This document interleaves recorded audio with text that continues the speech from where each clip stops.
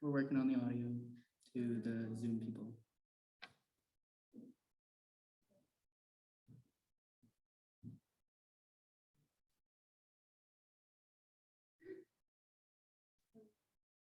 Yes. Senators.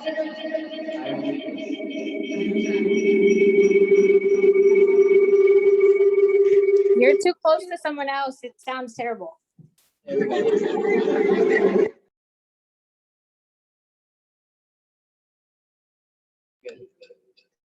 Okay.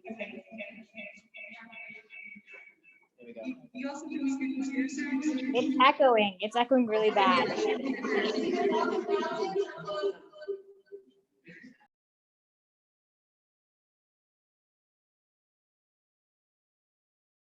Here we go. Let's fix it. Fix this. Just come up here. Do it from here. Let's just solve this. This hybrid thing, man. All right. Senators Prescia, Randall, and Thao. Yep, got it. Senators Stoltz, Arrett, and Reeves.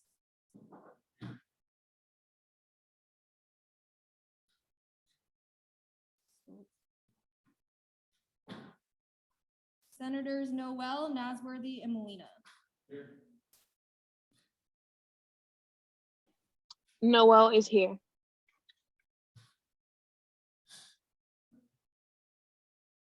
Senators Sordesian, Lassard, and Duchesne. Oh, all three of you. Senators Duperrier, Rogers, and Rodriguez.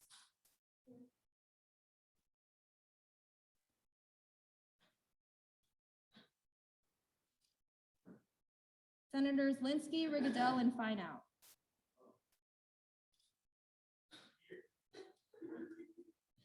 Thank you, Senator Fineout. Senators Soto, Prieto, and Lewis.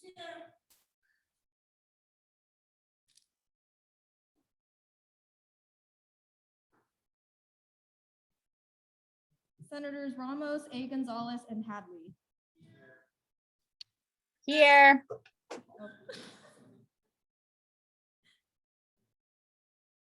Senators Mariah, Martin, and Naranjo.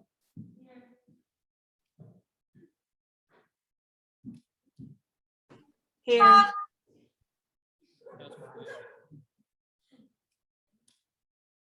Senator Martin not here. All right.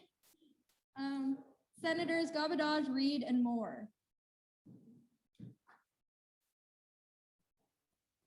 Senators Suarez, Nemeth, and Russell. Senators J. Hitchcock, Melion, and Murray.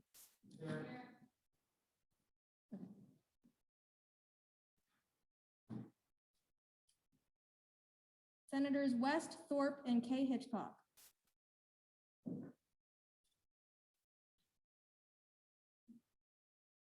Senators Kaiser, Pfeiffer, Ferguson, and Vanderlei.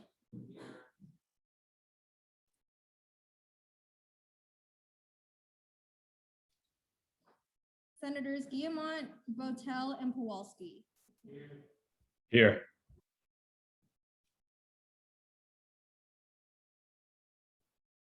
Senators Bowling, Stewart, and Remier. Here.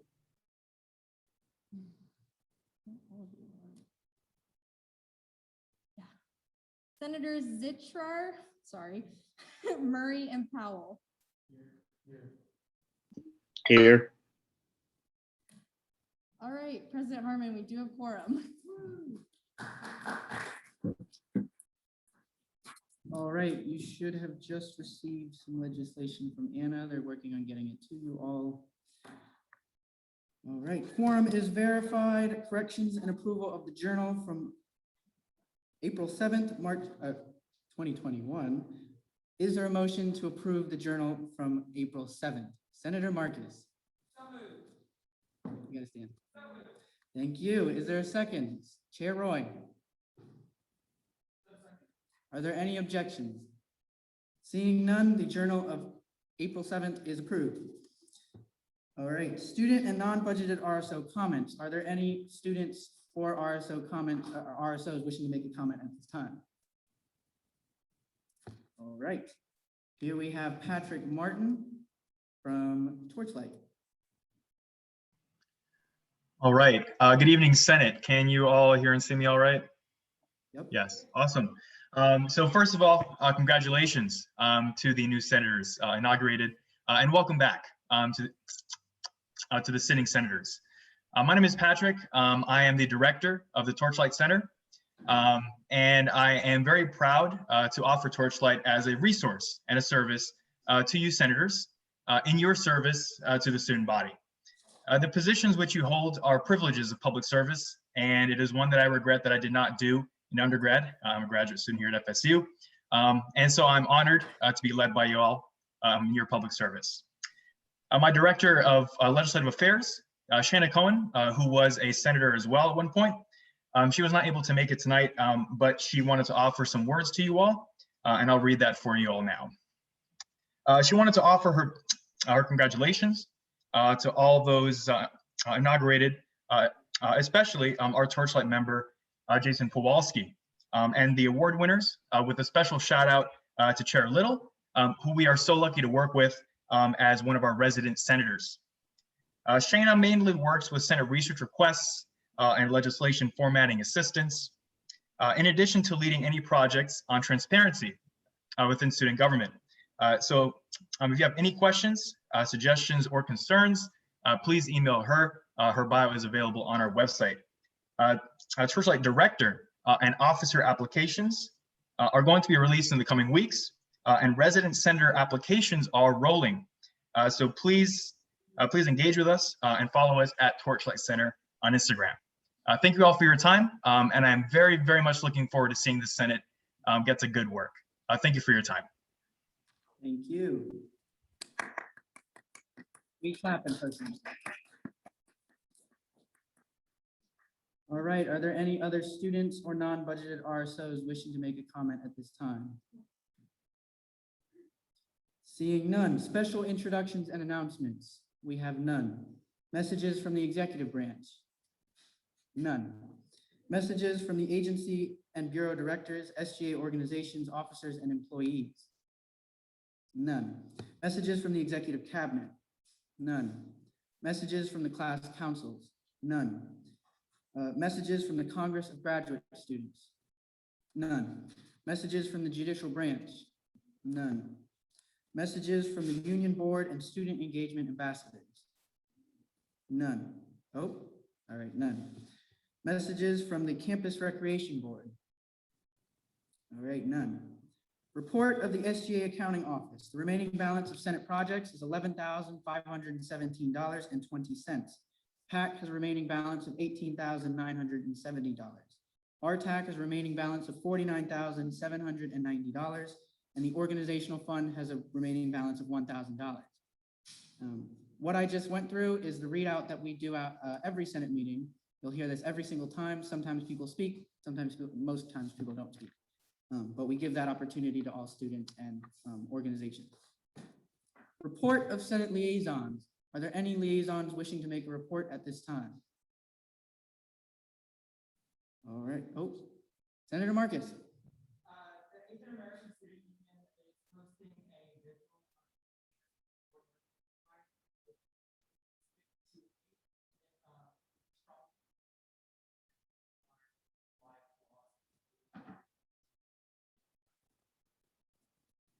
Thank you, Senator Marcus. If you could drop that in the chat as well for the people that are online as well. All right. I know, but they'll see it later. Report of the committees. Oh, are there any other liaisons? All right, seeing none. Report of the committees. Committees did not actually, committee chairs don't exist anymore, so there are no more reports for committees. Senate confirmations. Oh, you did meet? Okay, but some chairs are not here. Okay, actually, we'll do that. Report of the committees, internal affairs. We have Vice Chair Stoltz as a member of the Senate. Yeah, we were able to confirm a couple of nominees. Sorry, I'm not prepared. I kind of forgot Quentin wasn't here anymore, but it was a good meeting. We got everything done. We forwarded all nominees. And yeah, shout out to Quentin for being an awesome chair. All right, thank you, Vice Chair Stoltz. Slaw, Chair of the Year.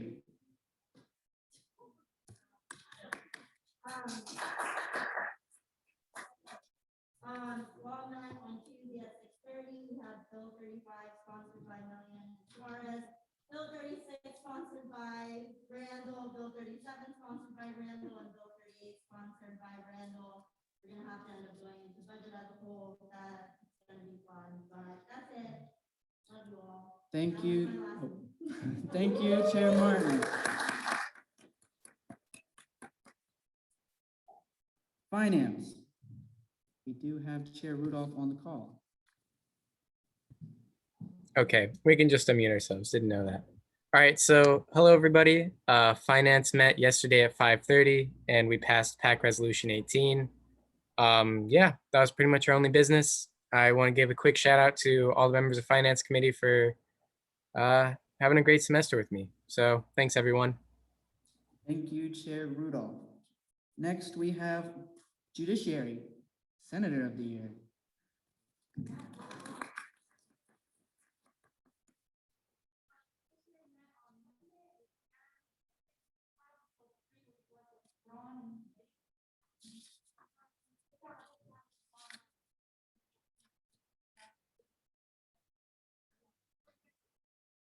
Thank you, Chair Little. We clap after every time someone speaks. Next, we have Rules and Calendar. Hello, Senate. Rules and Calendar met today at 5 o'clock on Zoom just before inauguration, and we finally passed Resolution 4, which has been on our calendar since literally the first week of Senate. So thank you, and shout out to Senator Villacorta for showing up.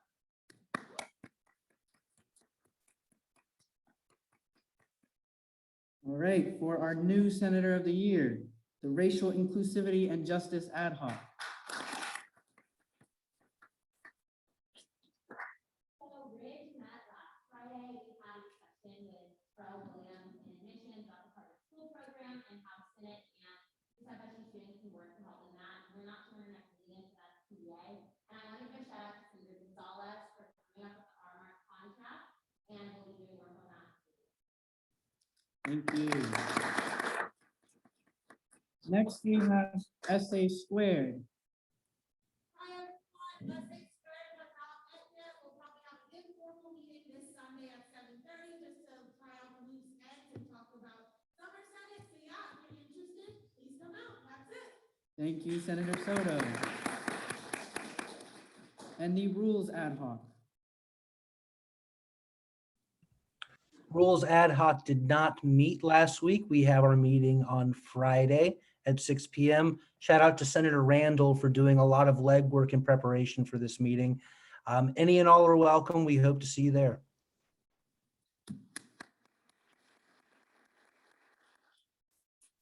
All right. Senate confirmations. We have Melanie Green for the Chief Financial Officer of the Veteran Student Union and Sarah Johnson for Director of the Veteran Student Union. Please welcome them to the floor of the Senate. I see they are here online with us. You each will have 5 minutes to have an opening. Whatever you don't use for your opening is reserved for your closing. Is this understood? Just nod, I can see all. There we go. All right, we'll start with Melanie Green for Chief Financial Officer. You'll have 5 minutes. Good evening, Senate. My name is Melanie Green, and I'm a sophomore here at FSU. I am the candidate for the Veteran Student Union Chief Financial Officer, and this past year I served as our secretary, and I really look forward to continuing my role in a more involved position. Congratulations on your confirmations and the end of the semester, and I look forward to working with you in the future. All right, the candidate has 4 minutes and 35 seconds for her closing.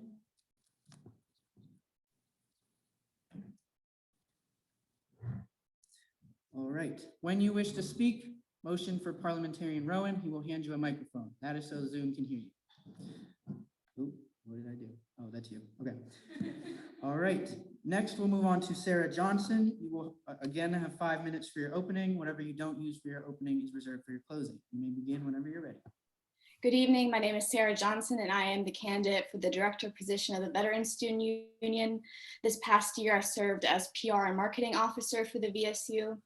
I grew up an Army brat, and although living as an Army brat came with many challenges, I felt immense amount of support growing up. And coming to college, I felt that was my time to give back to the veterans on our campus and make sure that every veteran on our campus felt that same kind of support I had growing up. Thank you. Thank you, Sarah. Candidate yields 4 minutes and 31 seconds to their closing. We are now in line for technical, non-debatable questions. To clarify, these are questions that are yes, no, or factual statements. They are not debatable. Are there any senators wishing to ask them a question that is non-technical, non-debatable? Senator Marcus. Thank you, Parliamentarian Rowan. Each of the candidates are financially certified.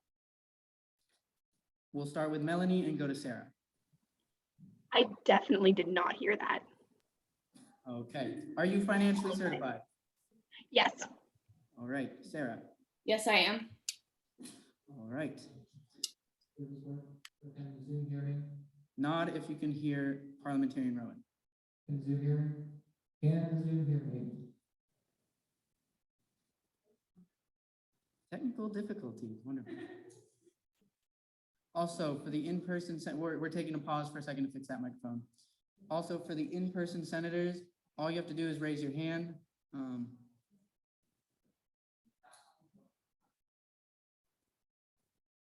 Whatever makes it easier for this to move faster. So, but we'll go to Senator Randall with a technical non-debatable question at this time. Thank you, Mr. President. Have y'all attended any university or SGA sponsored trainings? This can include Green Dot, Allies and Safe Zones, or anything of the sort. No. I've gone through some, I'm not sure if this is SJ specific, but I've gone through some training through my internship with the Office of Research. All right, thank you, candidates. Next, are there any other technical non-debatable questions at this time? Seeing none, we are now in line for all questions. Are there any questions for the candidates? Actually, I did a little different, okay. Are there any questions for the candidates at this time? These can be any questions, debatable or not. Senator Gonzalez. Yes, thank you, Mr. President. This is for both candidates. Do you all, can you guys go over what experience qualifies you for this position? We'll start with Melanie and then Sarah. Sure, no problem. As I said in my introduction, this past year I served as the secretary for the Veterans Student Union, and in that role I also had to be financially certified and worked closely with our current, former technically, Chief Financial Officer Tristan to run our finances and our other events. So I feel like this is a very good transitionary role for me this coming year. I also have experience in other on-campus organizations like the Lady Spirit Hunters with, sorry. Sarah. Yes, I served as the PR marketing officer last semester, and I think through that position, I learned that in order to support our veterans, we need to make sure that campus knows about our veterans and the struggles they face. And I think I was really able to bring that to light in my role, and I think that's something I will do as director, and I think I fully understand how to best support the veterans on our campus and fulfill that role. Thank you. Senator Bowling, here we go, new senator. Thank you, Mr. President. This is a question for both candidates. If both of you are elected, what are some things you would do in the first week as holding your positions? We'll start with Melanie again. Thank you, that's an excellent question. In the first week of holding my position, I would hold a board meeting because we have 4 new members of our board this year, and I feel like the best way to start a new semester with new in-person regulations is to start from a strong position with all of us on the board. Thank you. I have a similar answer. I'd call a board meeting and just to get to know everyone on my board, I would like to go over the budget and kind of lay that out in the first week. So we have a good expectation for the next year and what we'll be spending funds on. And just getting to know and clarify all the specific roles so that we can move forward in a structured and organized way. Thank you, candidates. Next, we have Senator Soto. All right, Senator Soto will be going to the computer.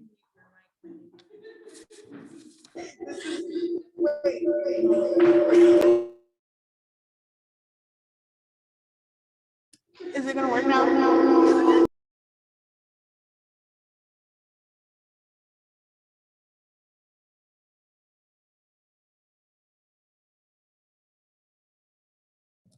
All right, we're just gonna do it this way. It's much easier. Okay, so I have a question for both candidates, and that is what motivated you to apply for this role? I'm also a military brat. My father is currently in the Army, and he has been for most of my life. So I'm very familiar with the tight-knit community that surrounds the military in all its forms, including veterans in the National Guard and even ROTC cadets. So I felt the need to take the community I grew up with that supported me as I moved around the world and bring it to FSU in a way that students might not be familiar with and share the adjustments and struggles that veterans have with the rest of campus, not just with other veterans or other dependents. Thank you. Yeah, similar experience. My dad served in the Army for 29 years. He started out in ROTC in the National Guard, like many students here on our campus. And I just want to continue. I still feel that even though my dad was retired, the military plays a large part in my life. And I want to ensure that all the veterans on our campus are respected and heard and appreciated, and that we can give them the resources and tools to place them into graduate schools or post careers. Senator Hunter.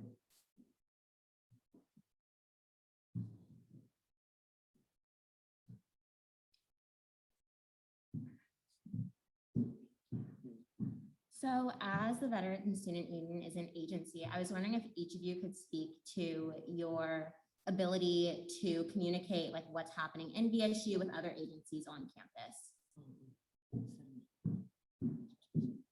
We'll start with Melanie. I forgot that I didn't unmute myself. I apologize. In working with other SGA agencies, I really hope that we can take this next year in person to work more closely together. But in the past, we have worked with the Asian American Student Union at the beginning of March, and we held an event supporting the Gift of Life Bone Marrow Registry, and we collaborated on a donation drive for that.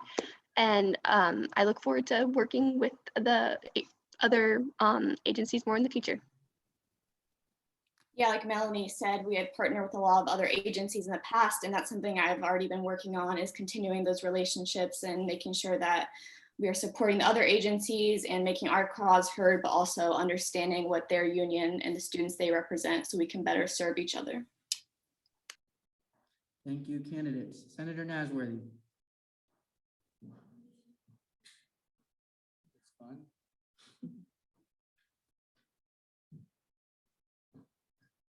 This question is for both the candidates. For this next upcoming year, what goals do you have, both for your position and for the Veteran Student Union as a whole? For my goal, I guess I'll start. For my goal as director is to better serve the veterans on our campus. I want to make sure we're supporting them. And my ultimate goal is to make Florida State one of the most veteran-friendly schools in the nation. And I think that's something the Veteran Student Union will be able to achieve with the help of the Veterans Center and all the students here on campus.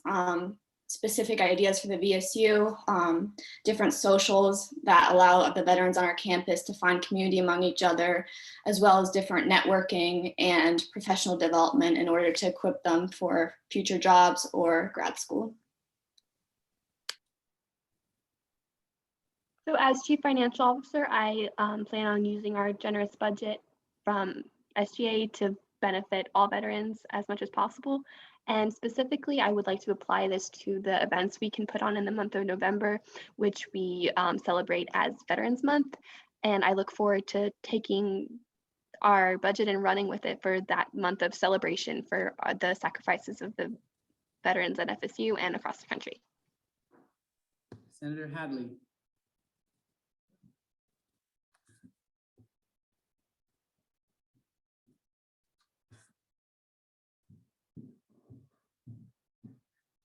Hi, so my question for you, both candidates, is sorry. The veterans identity is an intersectional identity encompassing all peoples from trans and queer to all races and all backgrounds. How do you plan on assisting and keeping your agency inclusive to all of these identities? Thank you. We'll start with Melanie. Thank you. That's a very nice question. Actually, early this semester, our external coordinator has been working with a representative from the Pride Student Union to create a panel type event for people who have questions or concerns about being LGBTQ or in that community and being a veteran. And I hope that we can turn that event into an in-person experience in the fall. I would say overall, the Veterans Student Union tries to reach out the entire student body. This is veterans and non-veterans. I think the non-veterans relationships are just important as the veteran ones. We want our campus to be veteran friendly to all. So we make our events open to all students, whether they're familiar with the military or veterans. So we try to be inclusive to everyone and promote our agency in that way. Thank you, candidates. Senator Gonzalez. Thank you. So this is for the CFO candidate. You keep referencing the budget. So can you talk about how much money you were allocated and what your plans are for that budget, especially since it was upped? I actually believe when we were rebudgeted, our budget was cut by around $2,000. And I believe right now we're around $16,000. And normally our budget goes to supporting the events that we hold in terms of food and like renting event spaces. As an example, I helped plan an event recently, or not that recently, with the Seminole Experience at the ballpark holding a movie night, and that is what a large allocation of our budget to went this past year. And I look forward to more in-person events as we adjust to more flexible experiences. Thank you. Thank you, candidate. Senator Randall. Thank you, Mr. President. This question is for the candidate for director of VSU. What are the prevalent issues that your community faces, and what will you do as director of this agency to address them? I would say just not enough knowledge about the veteran community. There might be misunderstandings or just not an understanding of what the military does, or confusion as to the different students on our campus, such as ROTC, and how that relates to becoming, a part of the military and that kind of thing. So I think just not enough knowledge about how the military works. Thank you, candidate. Are there any other questions for the candidate? Senator Tackett, I think. All right, there was a motion to call the question. Is there a second? Senator Gonzalez. So seconded. Are there any objections? Seeing none, to clarify for the new senators, calling the question means we want to vote. And when we call the question, it needs a second, and you can object to it if you do not want to vote, if you want to continue to ask questions. All right, seeing none, we will now move into the candidates closing. Melanie Green, you have 4 minutes and 35 seconds for your closing. You may begin whenever you're ready. Thank you, senators, for your time this evening. It was very nice to hear from all of you, and I look forward to our relationship in the future. Once again, my name is Melanie Green, and I am a rising junior here at FSU. I'm a proud military brat, and I really know the importance of having a strong community, and I hope to translate that to student veterans who may be coming into college a little bit older than their peers and looking for a place to belong and friends to have. And I hope that we can take our role as a student agency and bridge the gap between the vast majority of our student population and the veterans coming onto our campus, and make a supportive and constructive, both professionally and personally, environment for them. Thank you very much. Thank you. Candidate waives remainder of their time. We will now move on to Sarah Johnson for director. Sarah, you have 4 minutes and 31 seconds. You may begin whenever you're ready. Thank you so much for all the wonderful questions tonight. It's been an absolute honor to serve as the PR and marketing officer, and through my time serving, I've gotten to know the veteran community and just how special a part they play on this campus. I have seen so many people show support for our veterans, and that's something I want to continue to do. Like I said, I would like our campus to become one of the most veteran friendly in the nation, and I think I will be able to accomplish that as director.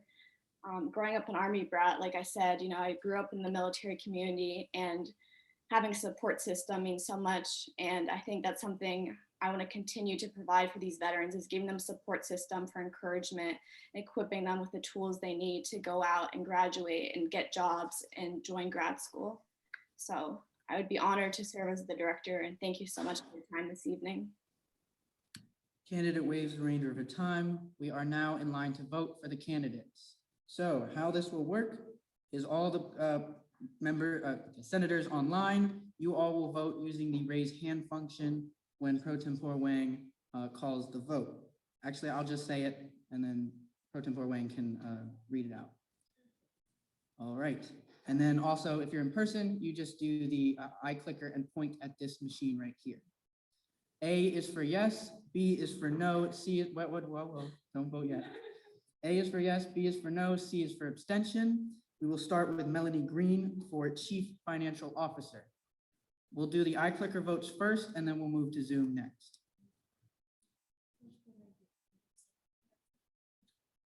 Okay. All right. Have all senators voted?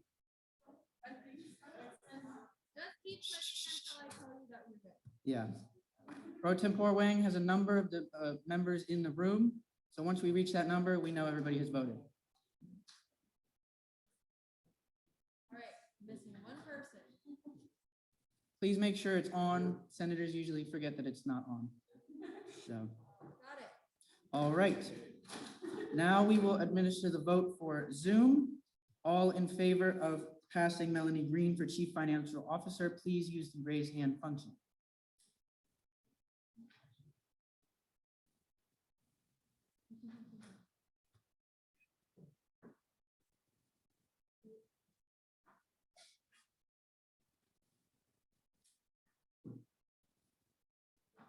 Zoom, it doesn't tell me how many. 22. 23.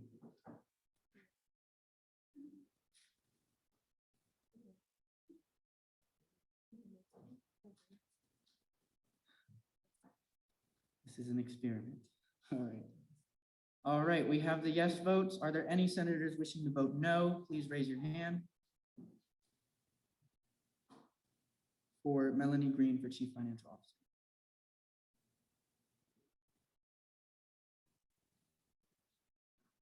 If you're not wishing to vote no, please put your hand down. Okay, wait, I'm gonna clear the hands. I haven't done this in years.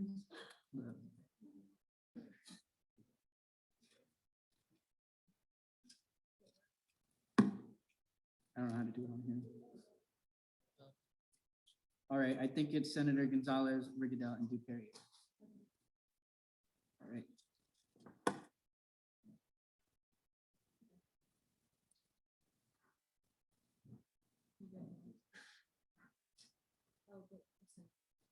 Oh, and abstentions. I forgot to ask for that. Please drop your hands if you're not abstaining. All right, seeing none. Pro Tempore Wang, please read out the vote. Vote reads 49 yes, 5 no, 0 abstentions. Candidate does pass. All right, the candidate does pass. Congratulations, Melanie Green. Next, we will have the Veteran Student Union, the Sarah Johnson for Director of the Veteran Student Union. Once again, we'll start with the eye clickers as soon as Pro Tempore Wang opens up the eye clicker. A for yes, B for no, C for abstention.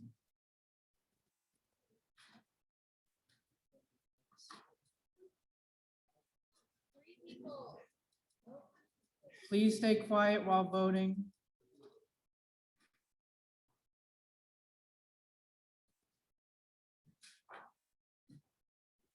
All right.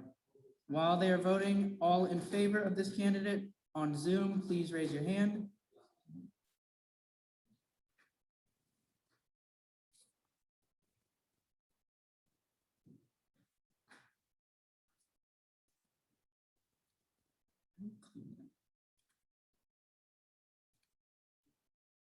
Oh, there we go.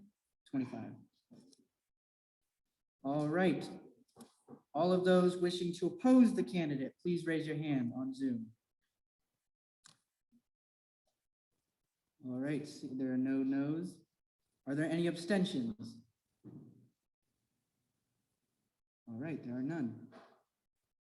Vote reads 51 yes, 0 no, 0 abstention. Candidate does pass. Congratulations, Sarah Johnson. You have been confirmed for the Director of Veteran Student Union. Now, I will call the pro tempore to please read out the oath.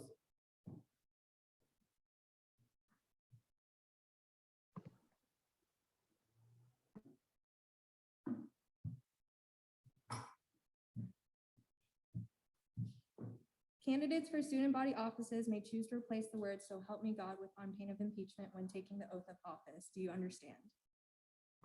Yes. Please raise your right hands. I state your name. I, Melanie Green, Hi, Sarah Johnson. Promise to support and defend promise to support and defend Promise to support the Constitution of the United States of America, the Constitution of the United States of America, the state of Florida, the state of Florida, and the Florida State University student body. and the Florida State University student body. And I shall perform my duties to the best of my ability. And I shall perform my duties to the best of my ability. So help me God. So help me God.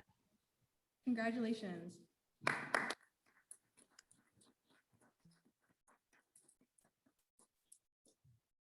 All right, congratulations. You don't have to stay on the call, but if you'd like to watch us do this Senate meeting, you can stay, but it's not required. Senator Hadley. All right. Rise. Yeah, okay, sorry. I actually read that wrong. 51 yes, 1 no, two abstentions on candidate Johnson. All right. There was an extra abstention on candidate Johnson. Senator Hadley would like us to know that. All right. All right, moving on to the consent calendar, we have consent resolution 18, sponsored by Senator Roy, funding the History Club of FSU and the Florida PRG Students Impact Funds. The consent resolution is attached to the calendar, in which the consent resolution for the Programming Allocations Committee was petitioned by the History Club of FSU, in which they were funded $209 in the category of expense for a grand total of $209.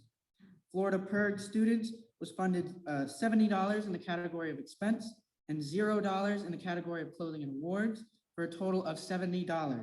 That brings the total of consent resolution 18 to $279. Is there a motion to approve consent resolution 18? Vice Chair Soto. All right, is there a second? Senator Grunberger. So seconded.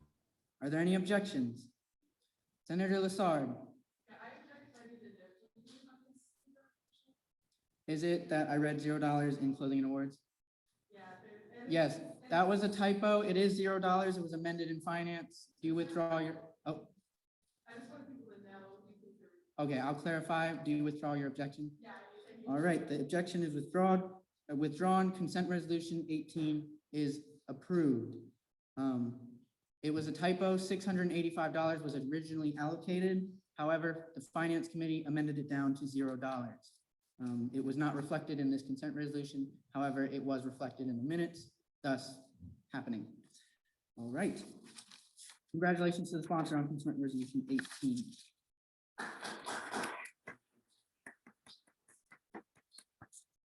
All right, we'll move on to bills on first reading. Bills on first reading are bills that have not gone and passed through committee. They have been sent to a committee. However, they could either remain in the committee or they have just been sent there and are awaiting a hearing. So Bill 3, sponsored by Senator Villacorta, was withdrawn in judiciary. Bill 21, sponsored by Senator Darrell Deek as the primary sponsor.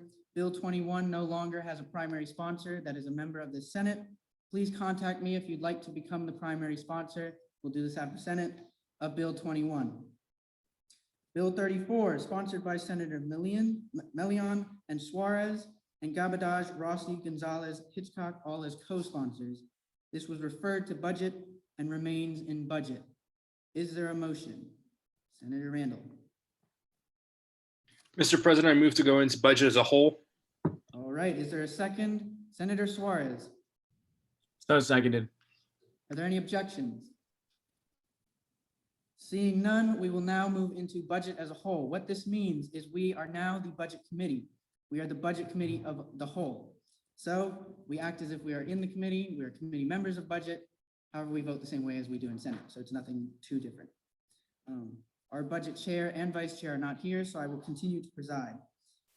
Bill 34, on the calendar for budget, we have Bill 34, sponsored by Senator Millian and Suarez, Gabadaj, Rossi, Gonzalez, and Hitchcock as co-sponsors, utilizing $3,000 in executive projects funds to split the cost of FSU card replacement fees.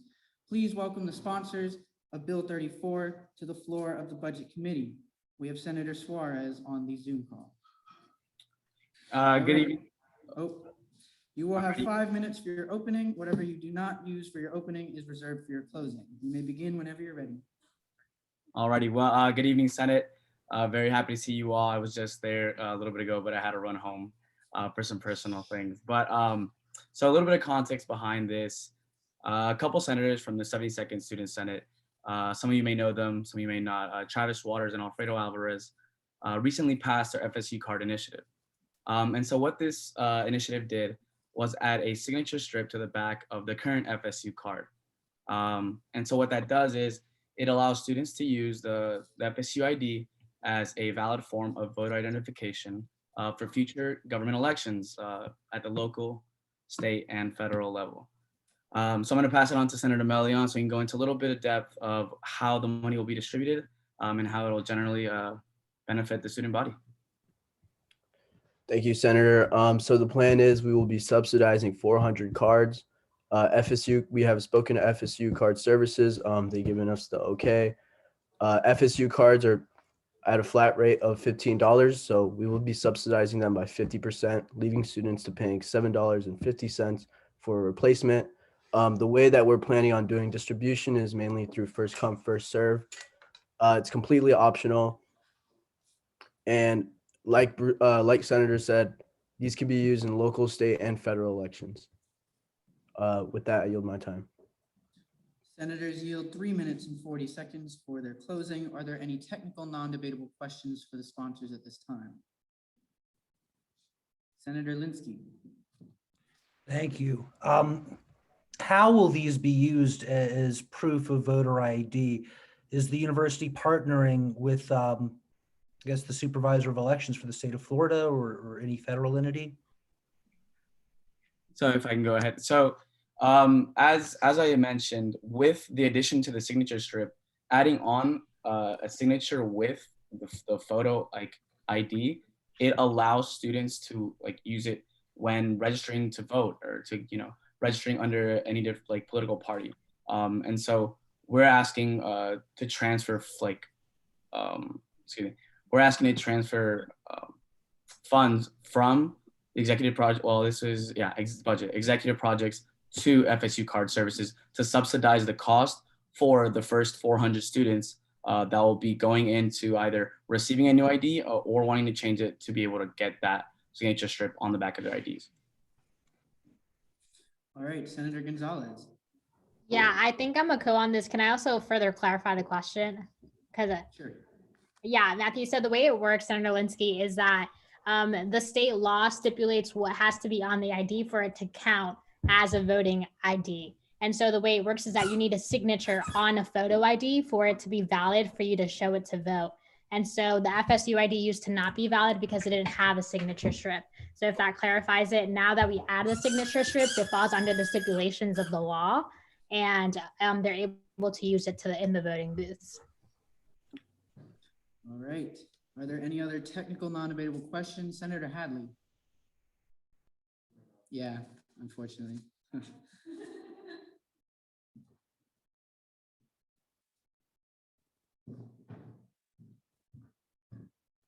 Hi, sponsors.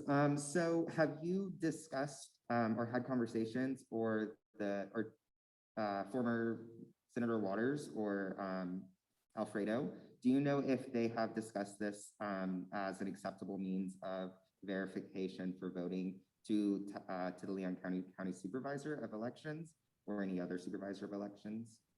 Thank you. Just keep it to a yes or no answer. Yeah, I know. No, yeah, I'm talking to them. Yeah, you're good. So the previous senator, Senator Travis Waters and Alfredo Alves, approached us with this. Senator Gonzalez, if you wanted to clarify a little bit more.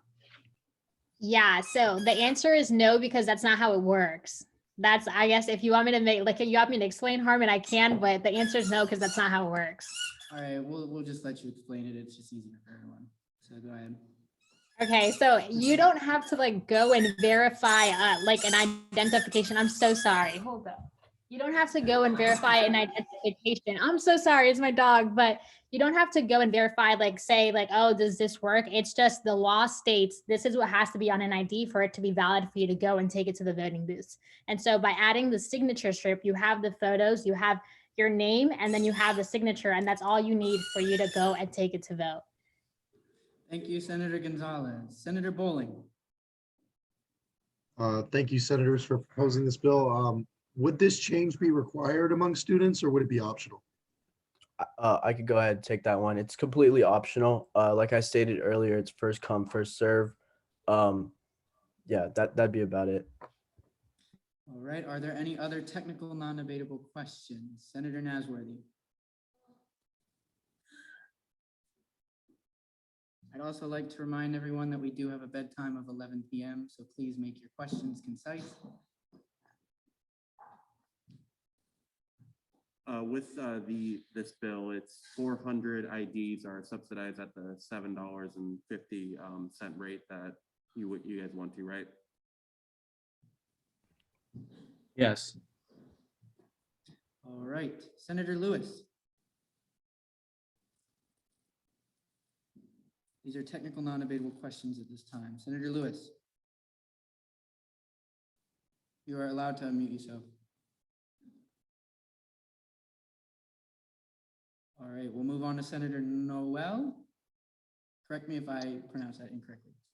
No, that is correct. The question I have is, after the 400 cards that are being subsidized at that $7.50 rate, are they going to go back to 15? Or I'm sorry, that's not a yes or no. Well, yes, it is, but yeah. You're good. So there's also another bill that recently passed law, and that's also subsidizing another 400 FSU ID cards. And so once those funds are up, that'll be it from the subsidizing of the $15 to $7.50 for the first 800 people that would decide and wanted to go get it changed out. All right. Any other technical non-debatable questions? Senator Soto. And the bedtime rule I am referring to means that we stop at 11 p.m. However, we can vote to extend it, just to clarify. Hello, sponsors. I have a question for you. So will the funds from this, like in terms of like switching our IDs from like regular student IDs to have a signature in the back, would those have to be paid out of pocket, or will they be included in our tuition? Or like, will they have to be paid? I feel like this is a debatable question. No, I'm asking yes or no. Like, Okay. All right. sorry, let me rephrase. I'm so sorry. So will these fees be paid by us students? Yes or no? Thank you. You're good. So I'm not too sure that was a little confusing for me. But I do believe that the FSU IDs are still at the same rate that they were before the addition of the signature strip. Nothing got added onto. We're just subsidizing the cost for people that want to go get a new one, that have one, and that want to go get it with the signature strip. All right, Senator Randall. Thank you, Mr. President. This is a quick question. I'm not sure if y'all know this. Do you know if the addition of the signature strip will be implemented for all FSU cards from this point forward, or if it's only for those subsidized cards? From this moment forward. Okay, thank you. All right. Just a reminder, we are still in technical non-debatable questions. We still have rounds of pro and con that we can go into. Senator Dolinsky. Are these signature strips compatible with proximity readers? Not too sure. Senator Melio? Not too sure on that one either. Can you go ahead and explain what those are? Oh, actually, I'll just pass it over to Senator Gonzalez. Yeah, so if by proximity readers, do you mean like the things that scan for the voting? Is that what you mean? No, I'm talking about the difference between like an RFID magnetic strip card reader versus a proximity card reader. Is it compatible with the proximity card reader? We don't know. I'm sorry. Can it? I believe it's a signature strip. So like I'm guessing like a credit card or any sort of ID that has no, not ID. Yeah, there's no signature on that, but I'm guessing like one of these. I've never heard of a RFID scanner for those. All right, senators, please keep quiet. Senator Randall, you have a point. Yep, this is a point of clarification. I think the type of security measures that you're asking for, Senator Linsky, are not typically included on any sort of identification cards. It's something that's typically included often on credit cards, and therefore any sort of IDs don't typically have that. That's your IT advice for the night. Thank you, Chair Randall, or Senator Randall. Are there any other technical, non-debatable questions at this time? Senator Ramos.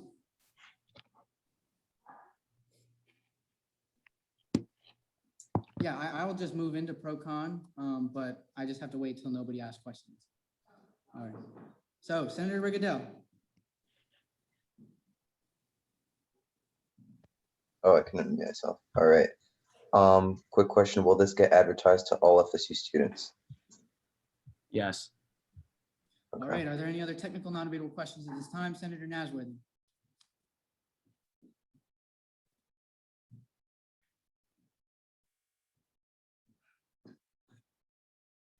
Will incoming freshmen, like for this coming summer's orientation, they get these IDs with the signature strips on them? Yes. All right. Are there any other technical non-debatable questions at this time for the sponsor? Seeing none, we will now move into the first round of pro. In the round of pro, any senator can speak in support of the bill. This is a bill. You will have 2 minutes that will be divided between all senators, and I'll call on you and you can speak, and I'll let you know of the time after you finish speaking.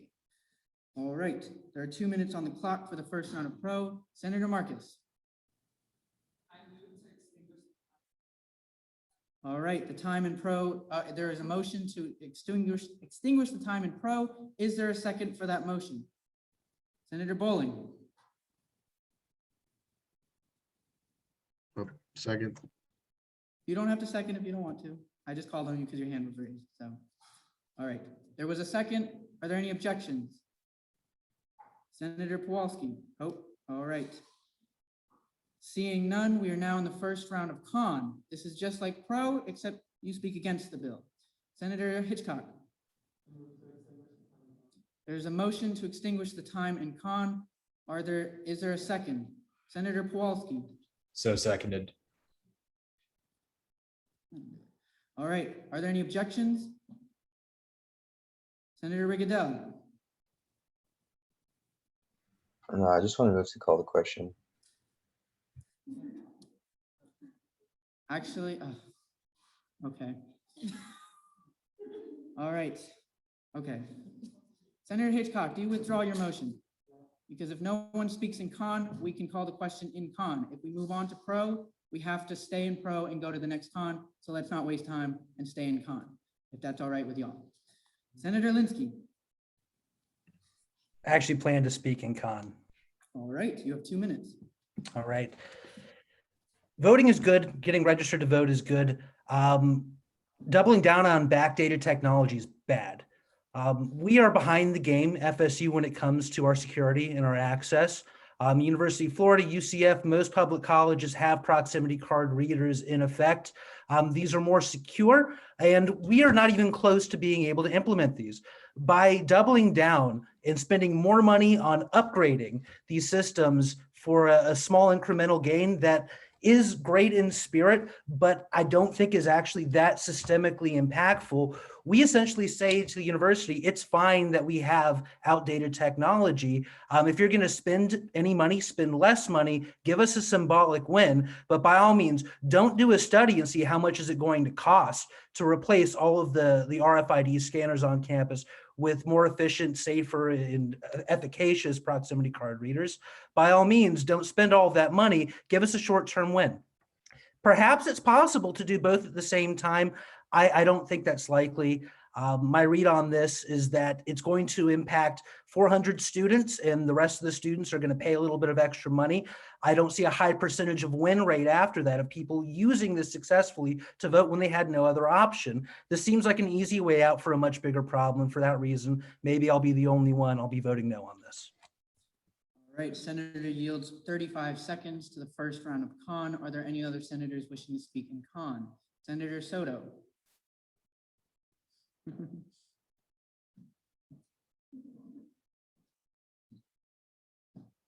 Fun, isn't it? Yes. So the only reason why I'm speaking in con is because we don't know where this money is coming from. And I don't want students to be paying extra money, even if like they don't qualify under the first 400 students. So yeah, that's pretty much it. Senator yields 21 seconds to the first round of con. Are there any other senators wishing to speak in the first round of con? Oh, Senator Lassard. Barring anyone speaking in con, there is a motion to call the question. There is a point. Do you withdraw your motion? All right, motion withdrawn. Senator Randall, point. Just a real quick point for the presiding officer. This is a point of parliamentary inquiry, I guess. Can you please read what the accounts are for this transfer? The transfer is from the executive projects account. That is the money that, is that the question you're asking? All right. Yep, that comes from the executive branch. That is not our money. We just need to approve it as we have the power of the purse. All right. Are there any senators wishing to speak in con? Senator Randall. Oh, okay. Barring anyone speaking in con, Senator Lassard. There is a motion to call the question. Is there a second? Senator Murray, I think. All right. Are there any objections? Seeing none, we are now in line for the closing of Bill 34. Sponsors, you have 3 minutes and 40 seconds. You may begin whenever you're ready. So to quickly clarify, so yeah, the money is coming out of executive projects, and the two past senators that passed this initiative have been in contact with President Levin, and he gave us the go for that. This isn't adding any cost to anything. The FSU ID cards are staying exactly how they are now. All this is doing is providing sort of like a discount for the first 400 people on this bill that will be going to FSU card services and getting a new ID. It's optional. It's not hurting anybody. At the end of the day, it's just increasing voter accessibility. And so with that, I'll pass it on to Melion. Thank you all for your consideration, and I hope you vote yes.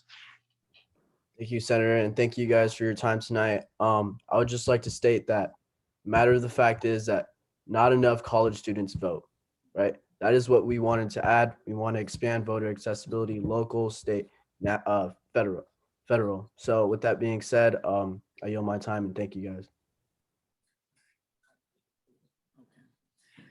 All right. Senators waive the remainder of their time. We are now in line to vote. Remember, this is a vote for the Budget Committee. We are not on the floor of the Senate. A for yes, B for no, C for abstention if you're using an iClicker. We'll get to Zoom in a second.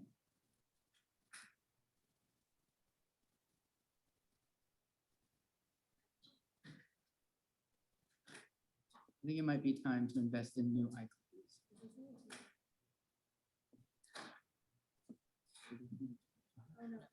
No, this does not need.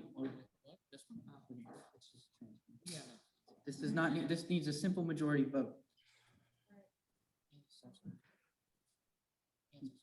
Oh, yeah. Oh, Zoom vote. All right, I'm going to lower the hands of the sponsors Oh, there we go. But you all can vote as well, obviously. Raise your hand for yes, please.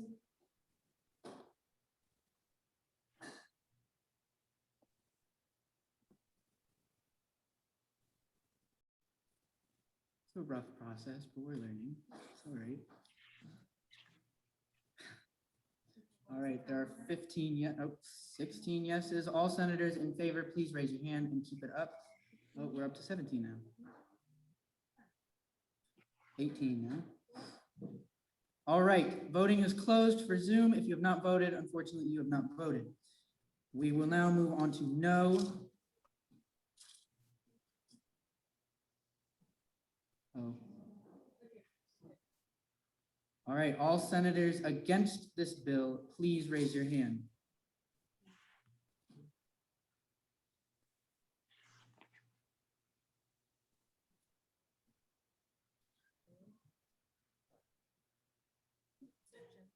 Are there any abstentions? Wait, give me a second. Let me drop these hands. Are there any abstentions? Senator Riggi, there's one.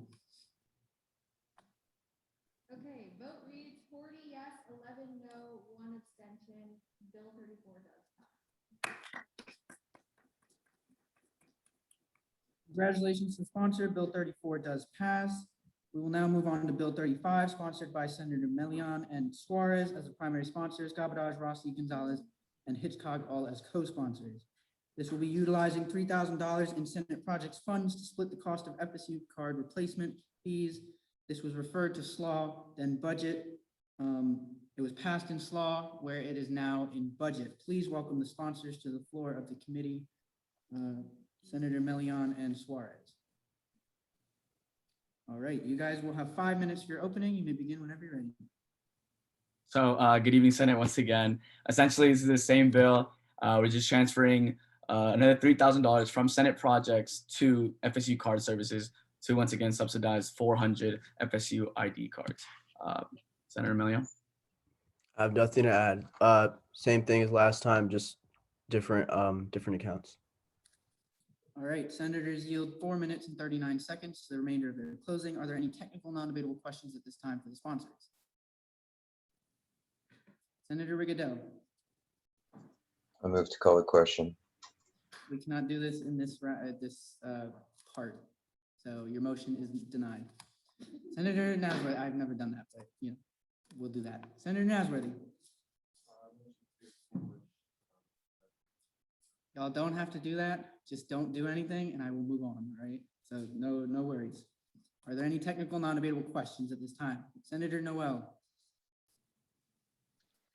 Hi, yes, so I have the same kind of question as last time. So after these 400 cards, I know it's coming from a separate account.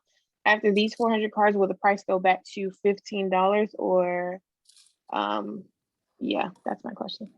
Yes, we are only subsidizing the $400 with the money from this account on this bill. Senator Rigodel, you have a technical non-debatable question? All right. Seeing none, we'll move into the first round of pro. Are there any senators wishing to speak in the first round of pro? Senator Noel. Oh, there we go. All right. Senator Martin. Just wait. All right. If nobody speaks, I will move on. Senator Hadley. Yep. I guess you got it, yeah.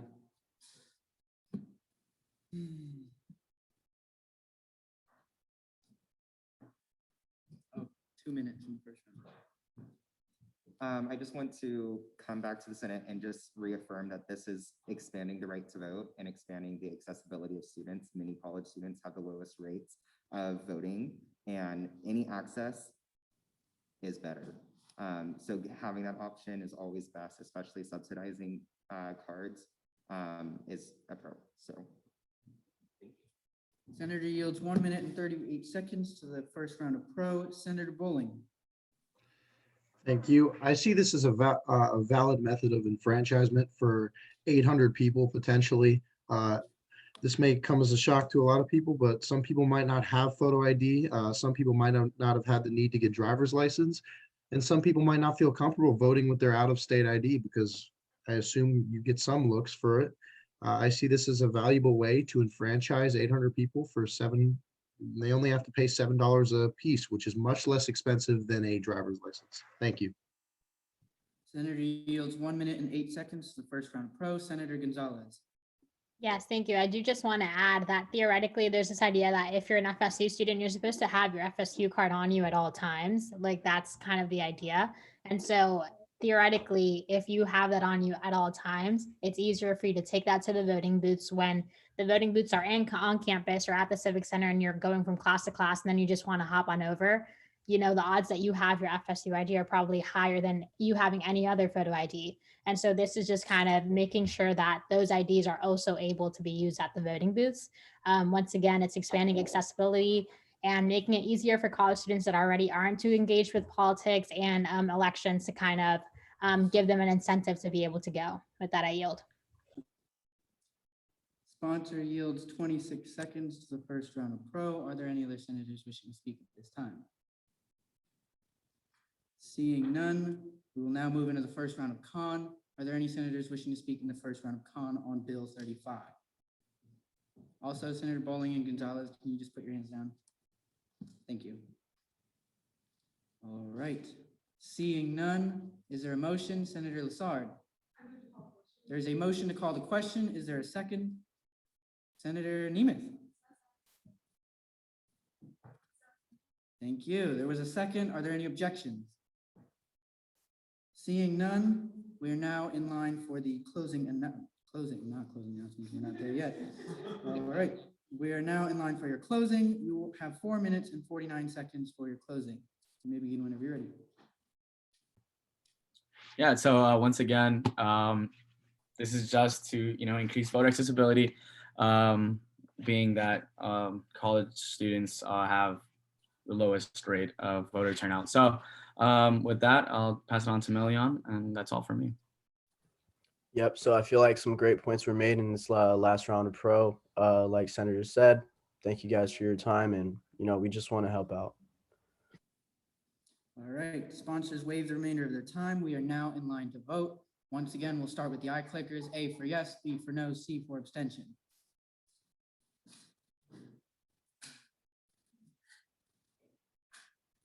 We're working. It's okay. It's not too bad.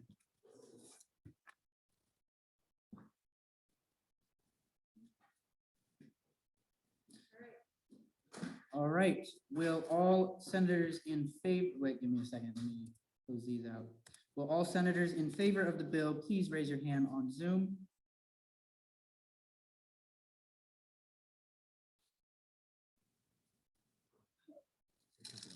Oh no, I'm gonna die up here.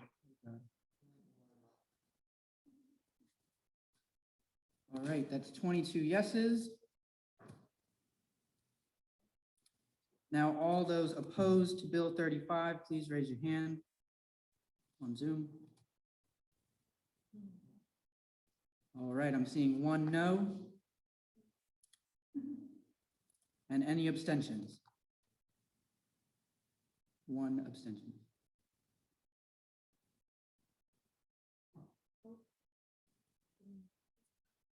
Yeah, it's because I already told you about it, so you're good. Vote reads 48 yes, 4 no, 1 abstention. Bill 35 does pass budget.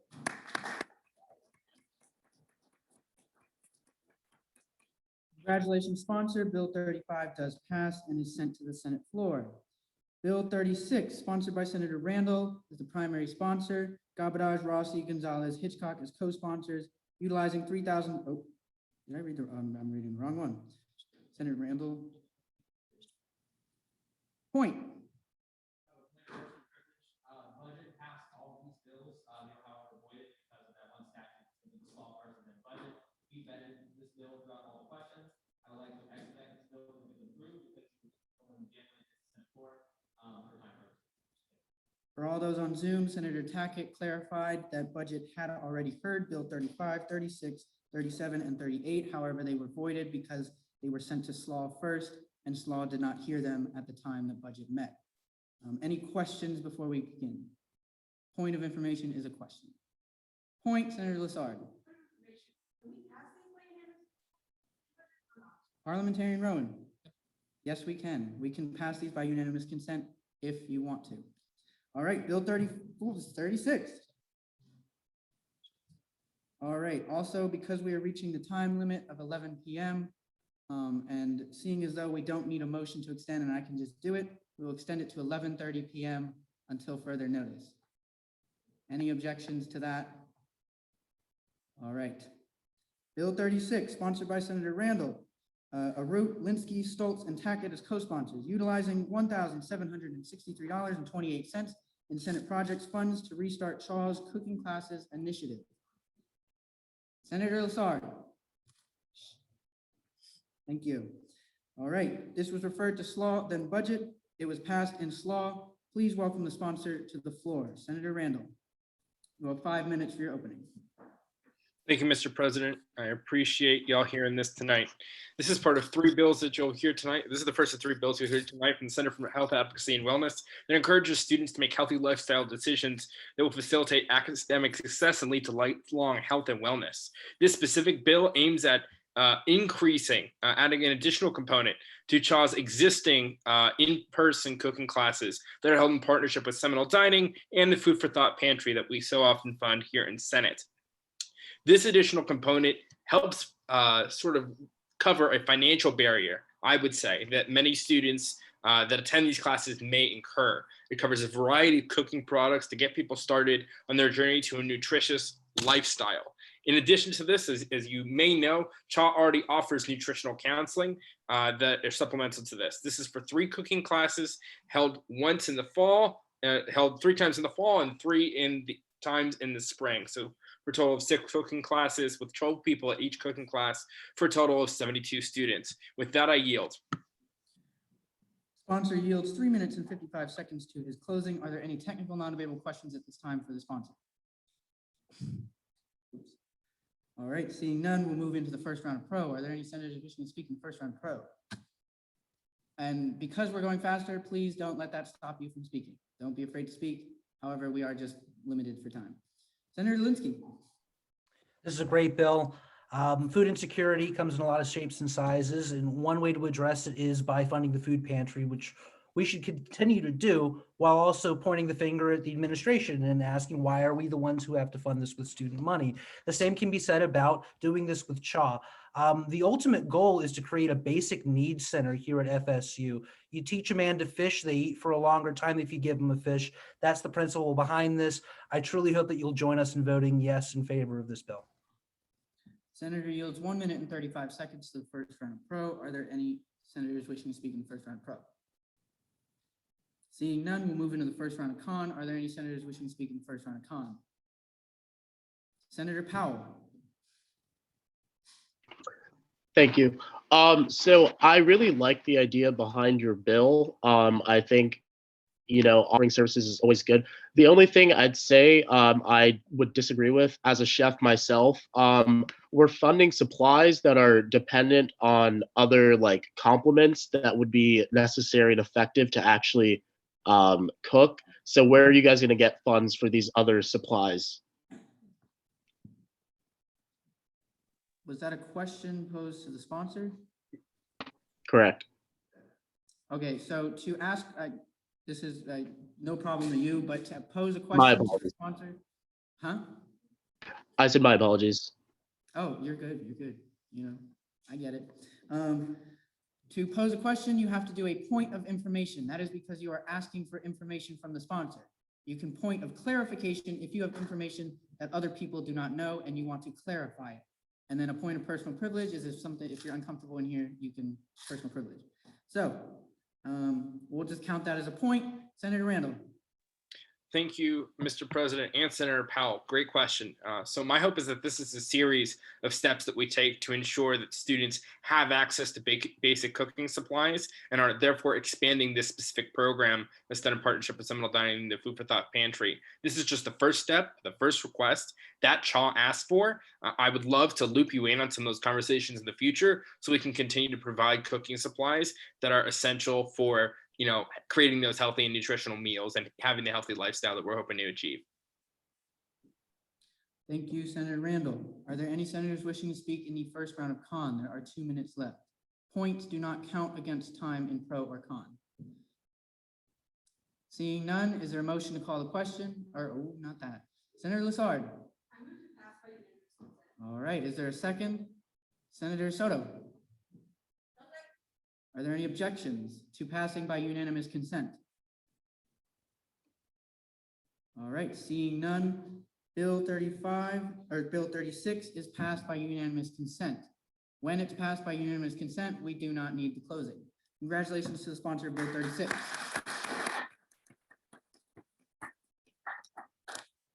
Also, if you'd like to object, feel free to do so. Don't, you can do anything you want in the Senate. I'm just letting you know, don't let our rushing get in the way of that. All right.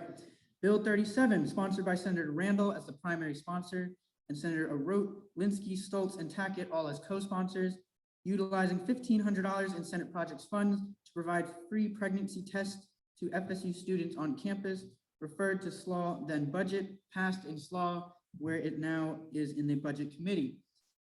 Please welcome the sponsor of Bill 37, Senator Randall. You will have 5 minutes for your opening.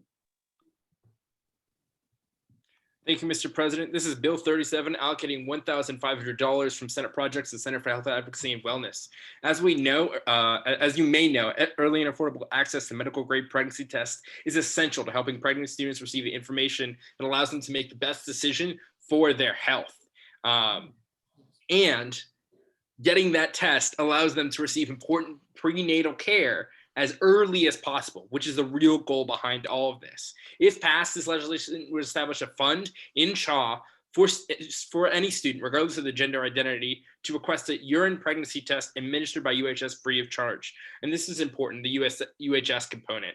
Per UHS's licensure requirements, they can't just put these in a box like they do with condoms or anything like that. They have to actually have a medical provider give this to a student. And as part of that, there's a second component which provides counseling or consulting, whatever you want to call it, from a licensed medical provider to students who can address their concerns and connect them to prenatal care or any sort of resources that they may need if they choose to continue the pregnancy or whatever their decision may be. Pregnancy tests are $5 a piece at 300 quantity, which is what we're going to be funding right now, and we can definitely fund more in the future. That puts us at $1,500. With that, I yield. Sponsor yields 3 minutes and 53 seconds to his closing. Are there any technical non-debatable questions at this time for the sponsor? Senator Kowalski. Thank you, Chair, and thank you for presenting the bill. I do like the intent behind it. I just have a question. I know you mentioned that it's not only going to be providing the actual pregnancy tests, but also that counseling component. My question is, could a student take a pregnancy test, before this bill, like in current time, could a student take a pregnancy test and still receive that counseling from UHS without actually getting the pregnancy test from UHS?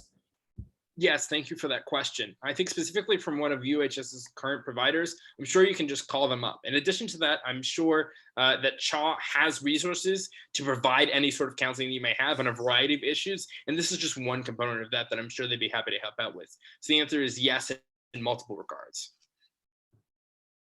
All right, are there any other technical non-debatable questions at this time for the sponsor? Seeing none, we'll move into the first round of pro. Are there any senators wishing to speak in the first round of pro? Senator Ramos.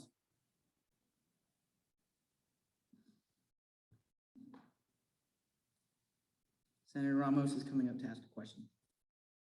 Wait, no, speaking pro, sorry. Okay, so I'll keep it brief, but I mentioned in SLAW the other day that this bill would be really awesome because it provides students a safe place on campus to go and receive help instead of going to like a center off campus or another place off campus where they might be targeted with like, oh, you should know better, just kind of things like that. So I just wanted to reiterate that and have you guys keep that in mind. Thank you, Senator Ramos. There's 1 minute and 40 seconds left in the first round of pro. Are there any other senators wishing to speak at this time? Seeing none, we'll move into the first round of con. Are there any senators wishing to speak against this bill? Seeing none, is there a motion? Senator Hitchcock. All right, are there any objections? I've been notified by the parliamentarian. We actually do not need a second for a unanimous consent. Saves us more time. Are there any objections? Seeing none, congratulations to the sponsor. Bill 37 passes through the Budget Committee.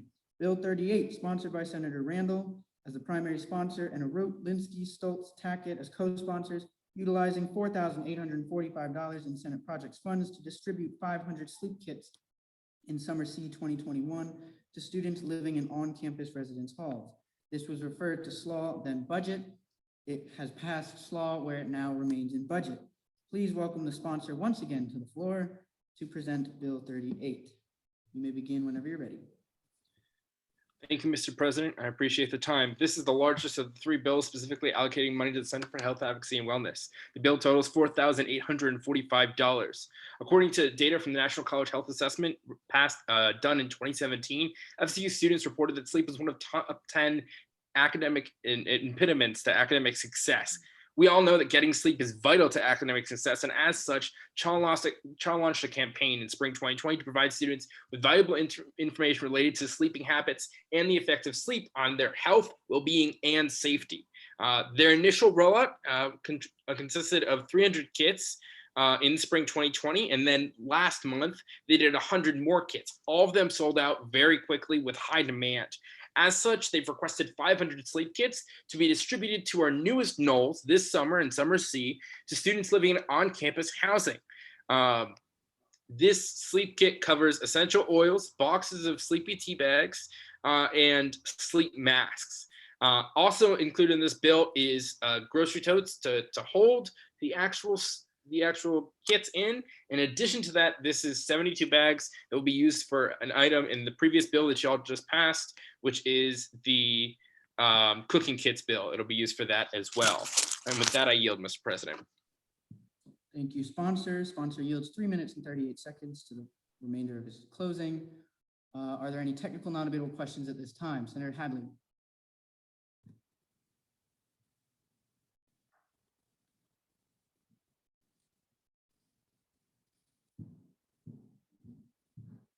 Hi, sponsors. So in the bill 38, it does say that it is specifically for on-campus students. Will this be available to students off campus? Yes. All right, thank you, Senator Randall. Are there any other technical non-debatable questions at this time? Senator Tackett.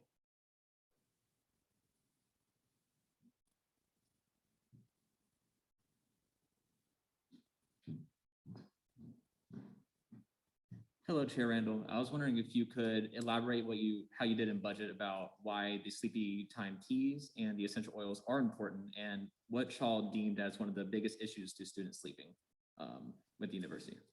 Thank you so much. So one of the biggest issues you'll see, is that, when people are trying to go to sleep, they have trouble staying calm, they have trouble relaxing, they have trouble sort of drowning everything else out. So one of the biggest things, and you'll find this interesting, is that when Shaw was handing these out, people loved the essential oils. And as you may know, they're actually really important.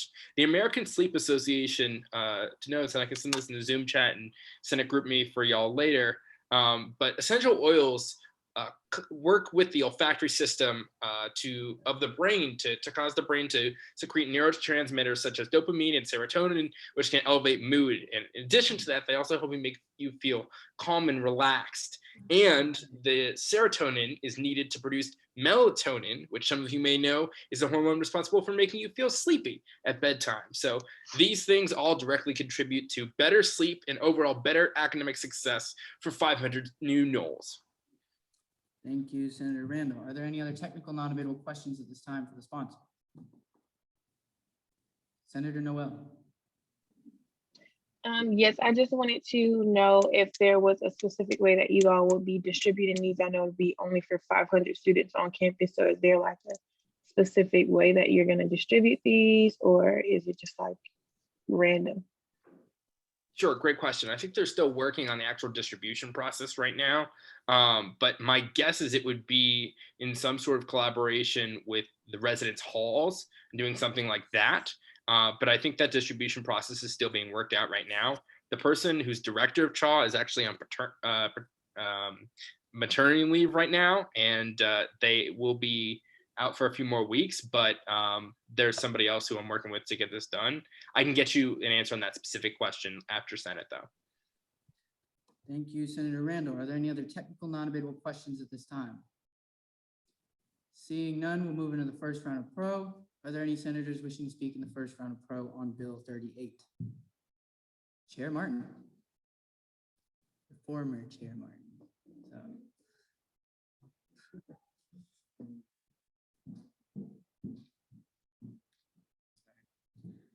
We spoke about this in SLAW, but I think this is a really good bill just because I think residents, especially being cooped up in their rooms all the time, need something that can say, hey, welcome to FSU.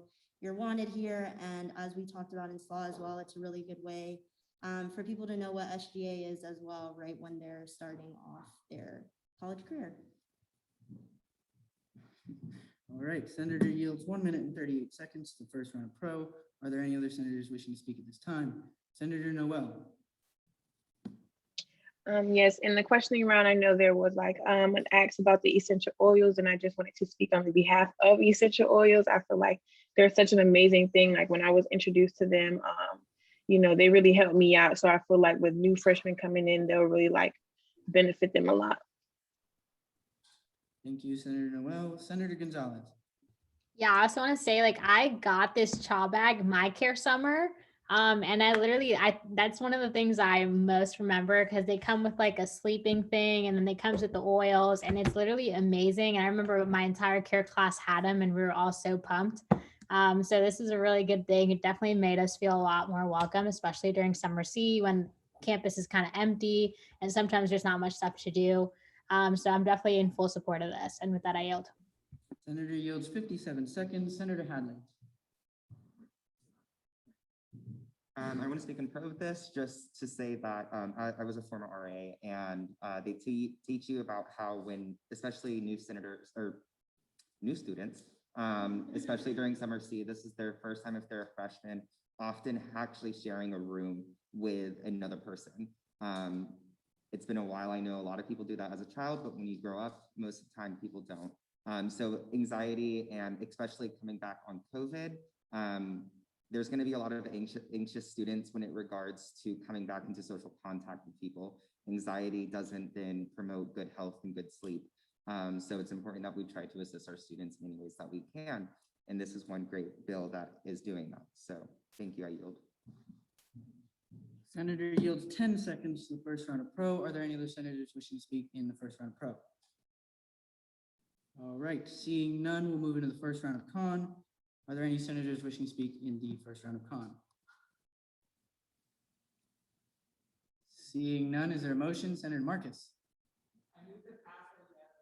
There's a motion to pass by unanimous consent. Is there a second? Oh yeah, there's no second. Are there any objections? Are there any objections? Senator Kowalski. Sorry, that was for a second. Oh, okay, all right. Are there any objections? Seeing none, congratulations to sponsor. Bill 38 does pass.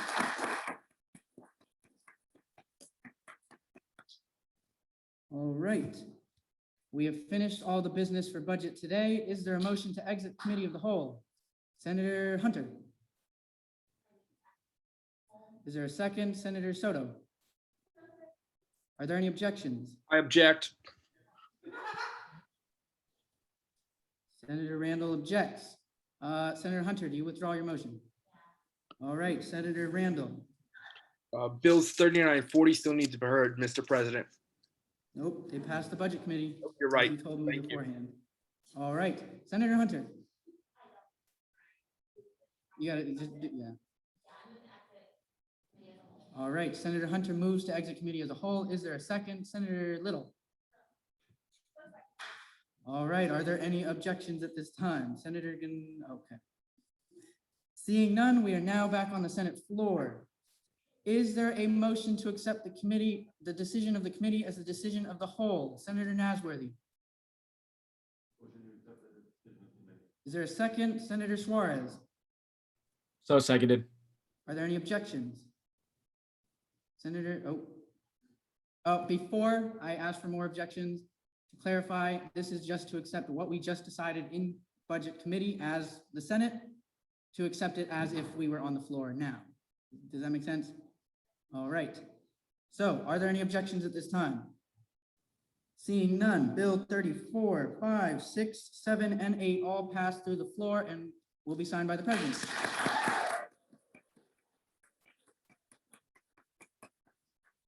Congratulations to the sponsors. Bills on second reading. So bills on second reading are on the floor. We are now on the Senate floor as the Senate. Bill 33, sponsored by Senator Grunberger as the primary sponsor and Rudolph as the co-sponsor, reallocating $600 from Skirk food account to Skirk expense account, referred to budget. It was passed in budget. Please welcome the sponsors of Bill 33 to the floor. Senator Grunberger or Chair Rudolph. All right, there we go. You will have 5 minutes for your opening. You may begin whenever you're ready. Hi, Senate. This is really simple, just reallocating the budget from their food expenses just because there wasn't much in-person events and there wasn't a lot to spend on food for in-person this year. So yeah, pretty easy. Yeah, and I yield the rest of my time to my closing. Sponsor yields 4 minutes and 41 seconds to his closing. Are there any technical non-debatable questions for Bill 33's sponsor? Seeing none, we'll move into the first round of pro. Are there any senators wishing to speak in the first round of pro? Seeing none, we will now move into the first round of con. Are there any senators wishing to speak in the first round of con? Seeing none, is there a motion? Senator Soto. All right, there has been a motion by Senator Soto to pass by unanimous consent. Are there any objections? Seeing none, Bill 33 does pass by unanimous consent.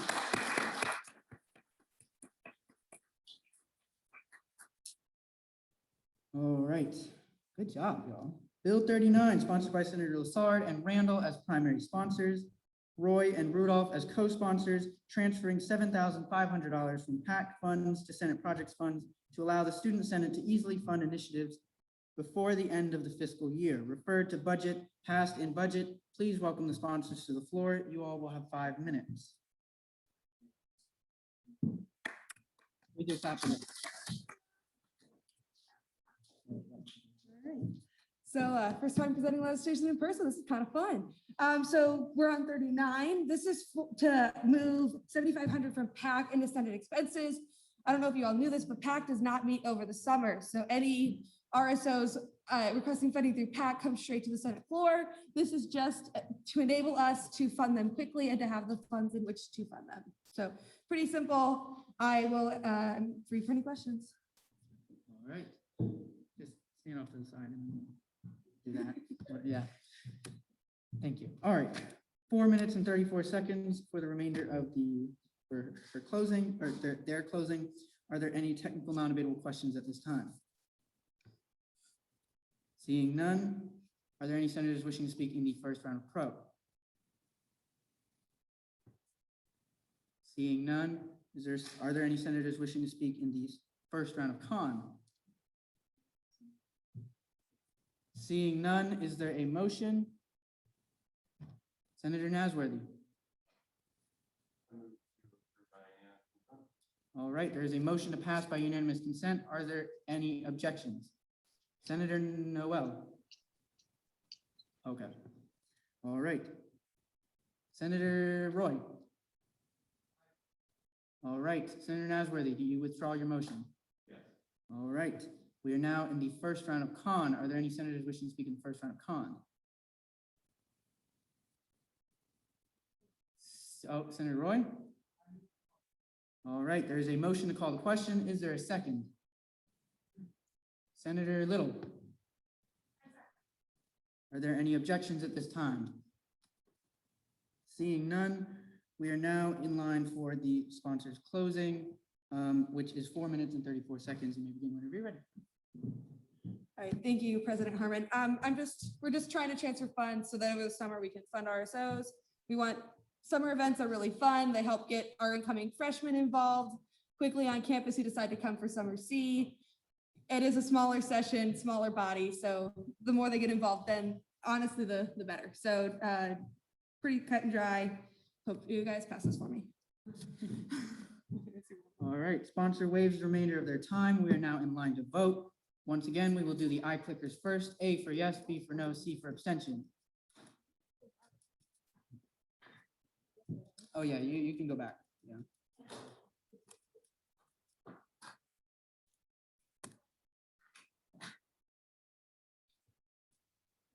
Let me know when they've all voted.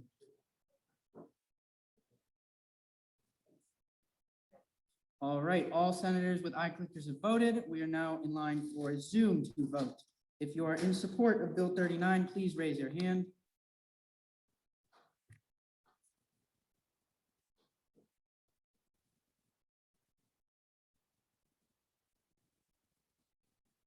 Please vote yes if you are in support of Bill 39, or raise your hand. All right, looks like 21 yeses. Now the noes. If you are against this bill, please raise your hand. All right, no noes. And if you are abstaining. All right, vote reads 46 yes, 0 no, 2 abstentions. Bill 39 does pass. Congratulations to the sponsors. Bill 39 does pass. Bill 40, sponsored by Senator Lassard and Randall as primary sponsors, Roy and Rudolph as co-sponsors, transferring $45,000 from RTAC funds to Senate project funds to allow the Student Senate to easily fund initiatives before the end of the fiscal year on June 31st. Referred to budget, passed in budget, where it is now on the floor. Please welcome the sponsor to the floor. All right, whatever, you're here. All right, so like PAC, RTAC does not meet over the summer. And so we're just transferring these funds to, that way we can fund student projects over the summer. We want to be able to give the students the money that they want for the things that they deserve. I'm going to yield to my closing. All right, sponsor yields to their closing. I just had a blank. Technical non-debatable questions. Are there any technical non-debatable questions at this time? Seeing none, we are now in the first round of pro. Are there any senators wishing to speak in the first round of pro? Senator Roy.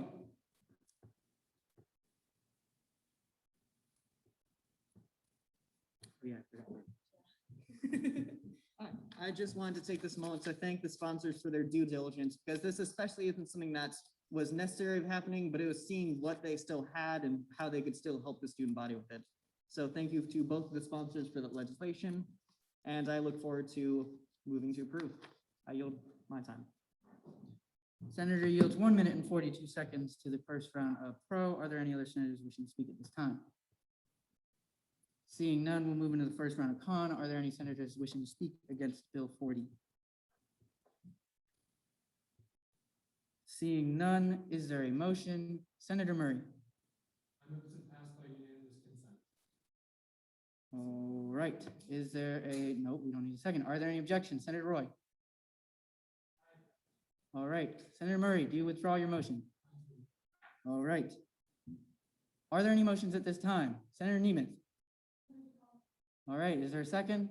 Senator Nasworthy? Are there any objections to that motion? Also, if you're online, you can participate too. I'm looking at you. So anyways, seeing none, we are now in line for the closing. Sponsor, you have 4 minutes and 44 seconds to your closing. You may begin in a second. All right, you may begin now. All right, thanks, Senate. We just want to be able to fund students over the summer while these wonderful funding boards are on a much deserved hiatus. They do great work during the school year and they deserve their summers off, but students still need money. So thank you. Thank you, sponsor. Sponsor waives the remainder of their time. We are now in line to vote, starting with the I clickers. A for yes, B for no, C for abstention. People voting D, no. Oh yes, please do not click D or E or F. I don't even know if there's an F there.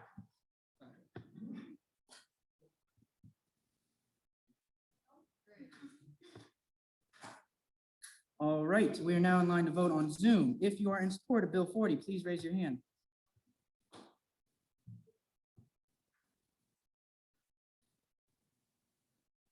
The longer the night goes, we've gotten better at this. So. Yeah.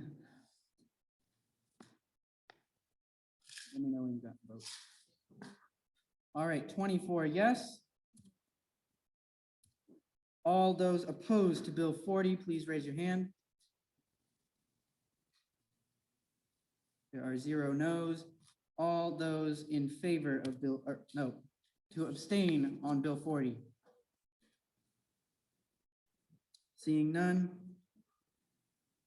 Vote reads 51 yes, 0 no, 0 abstentions. Bill 40 does pass. Bill 40 does pass, transferring $45,000 from RTAC to Senate projects. Constitutional amendment. All right, I've been informed that we are coming close to our bedtime. Seeing as though we're about to finish, I will extend it to 12 a.m. Hopefully we don't reach that. All right. Resolution, we do not. Oh. Okay, thank you. We have no constitutional amendments. Resolution 4, sponsored by Senator Villacorta as the primary sponsor, amending Senate structure and composition about who should run the meeting during the transition of Senate and vacancies. Referred to rules and calendar. It remained tabled in rules and calendar for over 3 months. We are glad that it is finally on the floor. Please welcome the sponsor to the floor to present Resolution 4. Senator Villacorta, you have 5 minutes for your opening. You may begin whenever you're ready. Hey everyone, nice to see you. Very glad this is finally out of committee. So essentially what this would be doing is changing our rules of procedure to be in line with the Constitution. As a quick little background, Article 2, Section 1 of the Constitution states that the legislature powers of the student body shall be vested in the student senate. Article 2, Section 2 states that the Senate shall select the Senate president and pro tempore. And Article 3, Section 1 states that all executive powers of the student body shall be vested in a president and vice president. Rule 1.1 of the Senate Rules of Procedure lays out how we elect the student Senate president. It also specifies that the student body vice president will preside over that meeting. However, further down the rules, there's also a stipulation that the student body vice president who's chairing that meeting could break a tie in the election of the Senate president. In that vein, the Constitution lays out pretty clearly that the legislature powers, which would include selecting a Senate president, would be held in the Senate. Additionally, the Supreme Court ruling in Bynum v. SGA states that the FSU Constitution grants sole power to the Senate to select officers to fill positions in the circumstances of Senate president and president pro tempore.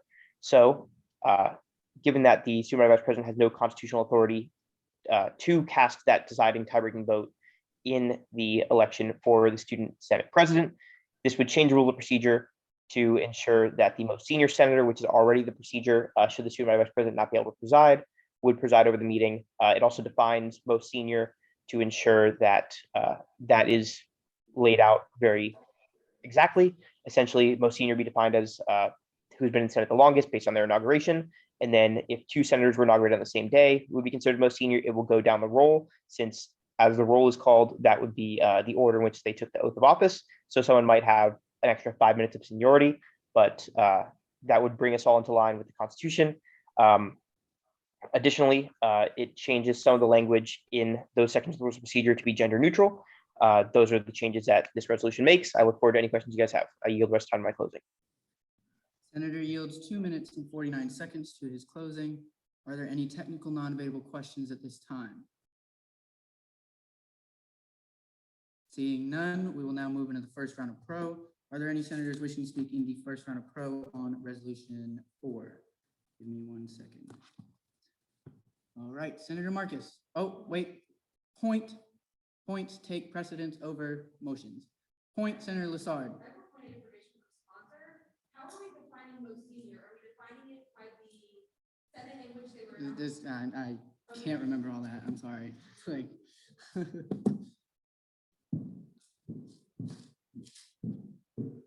how are we defining the most senior senator? Are we defining it by the Senate in which they were inaugurated into? So, you know, a fall senator of a 73rd Senate and a new spring senator of the 73rd Senate, would they both be considered the most senior because they started within the 73rd Senate?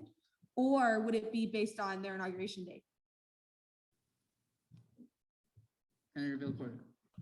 Thank you. So in the resolution, which would be change of rules of procedure, Most senior is defined as, I can actually pull it up. Give me 1 second. But just a quick explanation. Most senior is defined as the person who's been serving the longest, and that point starts from when you take the oath of office. So if someone took the oath of office 20 minutes before someone else who was inaugurated, that's why should that there be two people who are considered most senior, as in they were inaugurated on the same day, it would then go to who's higher on the roll would be considered most senior, because in the way that the roll is called reflects how the oath of office is distributed. So whoever took the oath first would have been serving longer.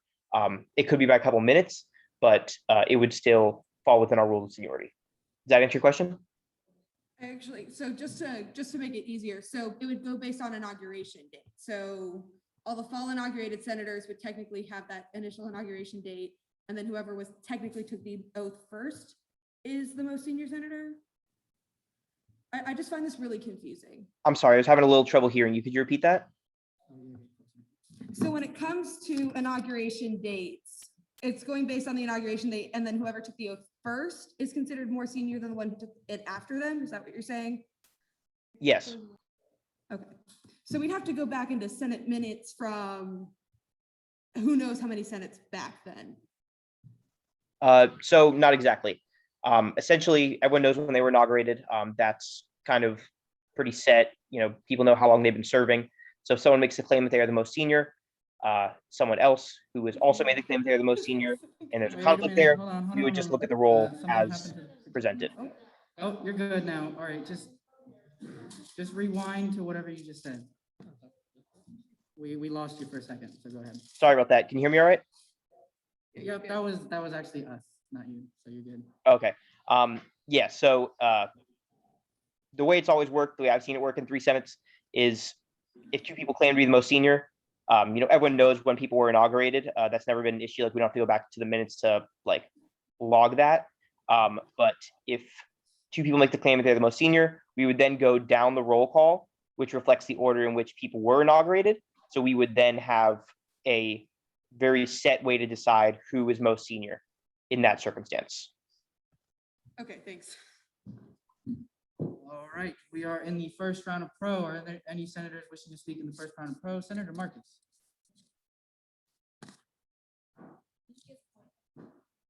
Just kidding. There is a point on the floor. Senator Linsky, point. I had a technical non-debatable. Just say point of information. It's all good. I'm sorry for this. What about a Grover Cleveland situation? Somebody got elected a long time ago, something happened, they're no longer there, and hypothetically, they're a newly inaugurated senator, but their cumulative time is either more than anybody else's, or in a worse situation, they're lower on the roll and have spent the exact same amount of time. Would that not invert the logic of saying, well, if they're higher on the roll, then they must have been inaugurated before? Yeah, so could you, I'm sorry, I'm having like the audio cuts in and out. Would you mind clarifying just real quick, like a couple sentences, exactly what the question was? Sorry Sure. about that. Like,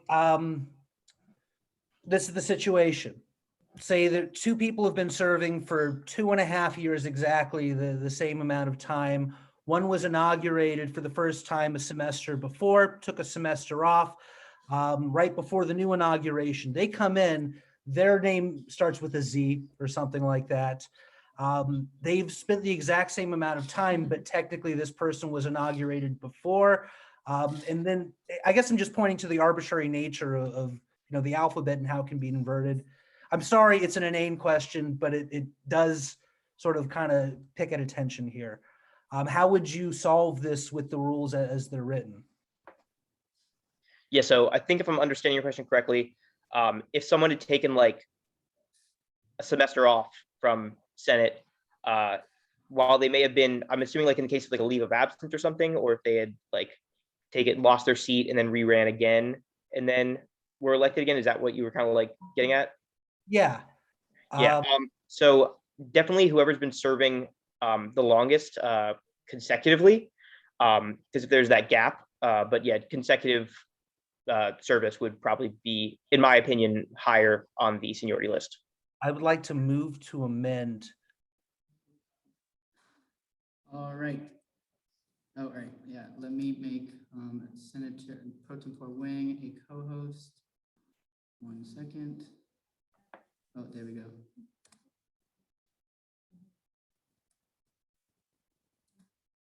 All right, Pro Tempore Wang will be pulling it up. There is a motion to amend. Please, can you type your amendment in the chat at this time? Exactly the way you want it written in the resolution. Senator Marcus, you can probably just go back to your seat for a little bit. So.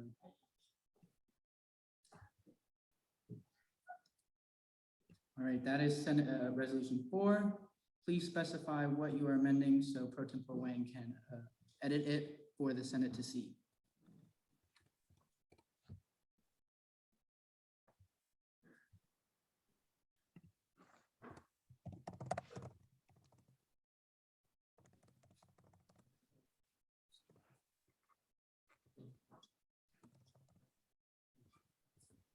Thank you.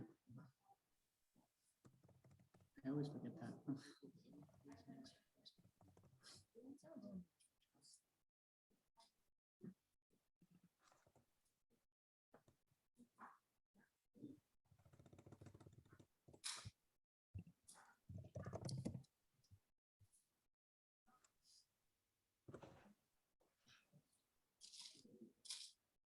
Oh, you sent the amendment to Renee, okay, or Pro Tempore. Please keep quiet. Thank you.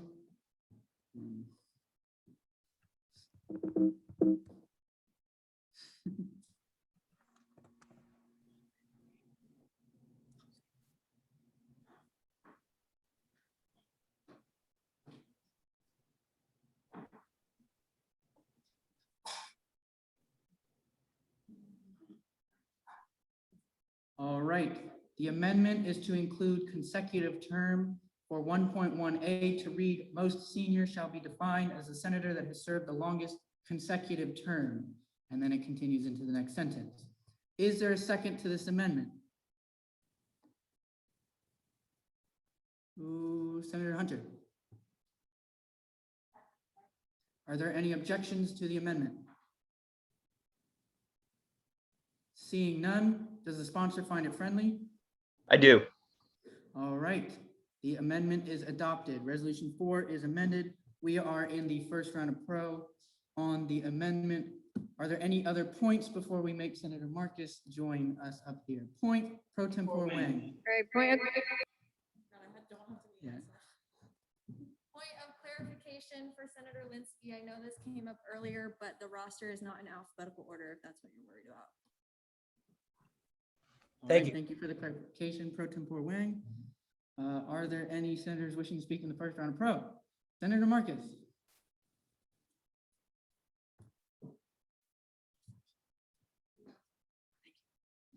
All right, Senator Marcus, you have 2 minutes. Well, that was an adventure to get up here, but I rise in pro because I don't know how many of you were at fall inauguration, but there was quite an unproductive minute of fighting over this, and this clarifies that, and we finally have it concrete in rules that this is what we're going to do from now on, and there's no confusion, no air of confusion there, and this will make inauguration a more enjoyable process rather than a fight over petty politics. So with that, I yield in favor. Senator yields with 1 minute and 31 seconds left in the first round of pro. Are there any senators wishing to speak in the first round of pro at this time? Seeing none, we'll move into the first round of con. Are there any senators wishing to speak against Resolution 4 at this time? Senator Lassard, you have 2 minutes for your, no, not closing, con. Wait. All right, well, I'm sure this bill is, resolution is well-intentioned based on what occurred at the first Senate meeting of the 73rd Senate. My concern is usually the most senior senators are the ones running for Senate president, meaning we're going to be passing the chair very often. We saw it happen 3 times in the first meeting of the 73rd Senate. It happened 3 times. And it's a procedural mess to have to pass the chair and pass the chair and pass the chair to the next senior senator, then the one after that, until finally the chair is not running for Senate president. And so while I'm sure Bill Accorda is very well intentioned in writing this resolution it does give us a procedural nightmare when it comes to who is chair when the chair runs for Senate President. I yield. Sponsor yields 1 minute and 16 seconds to the first round of con. Are there any other senators wishing to speak in the first round of con? Point, pro tempore Wang. Just another point of clarification, because this came up in rules as well. You can have the option to decline chairing and presiding over the Senate, just to clarify. Thank you, pro tempore Wang. Are there any other senators wishing to speak in the first round of con? Seeing none, is there a motion, Senator Martin? All right, well, if you want to, we can go ahead. All right, Senator Martin, speaking in con, 1 minute and 16 seconds.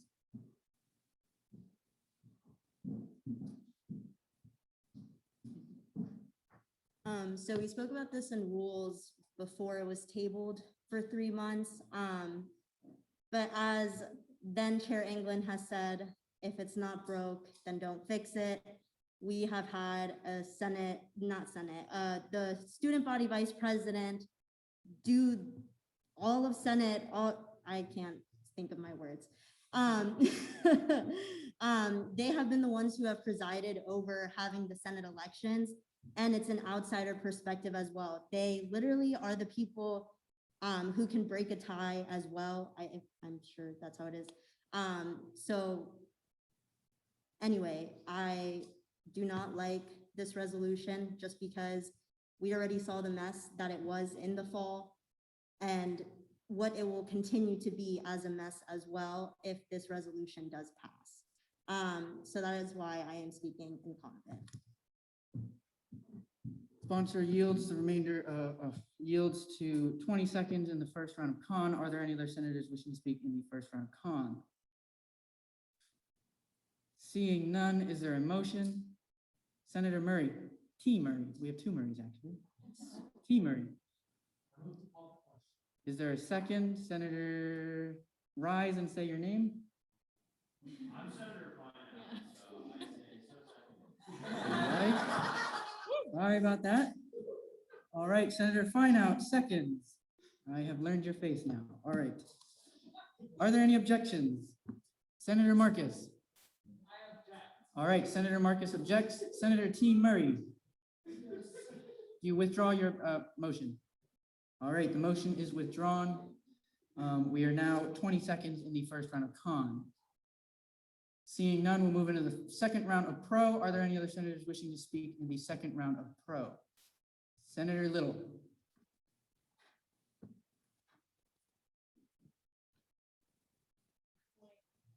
Oh. Okay, point, Senator Marcus.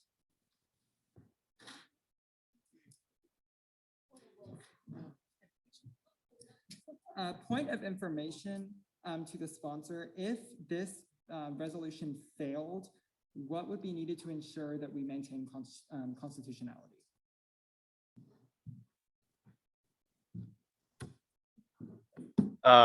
Well, nothing at the moment.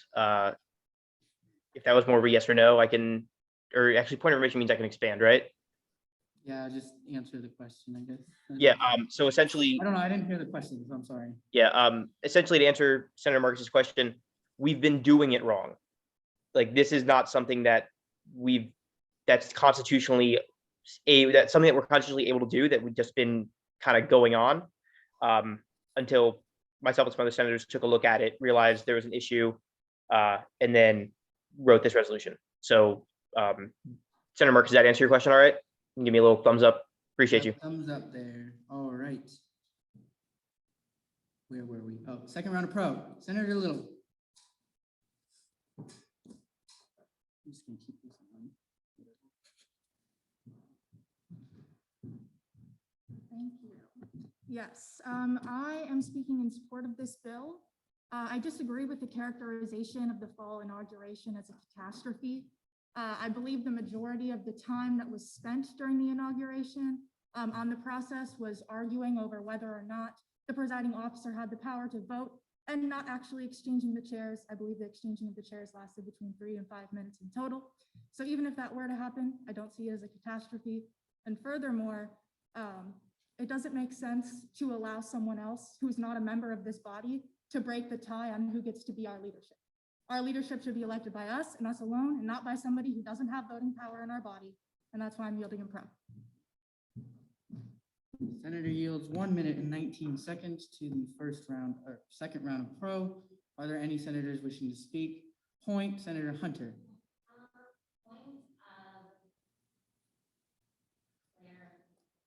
Are you bringing new information to the floor? You're asking a question. Information. All right. Of information to the sponsor. This bill. He won't be able to hear you. Yeah. All right, Senator Hunter is on her way.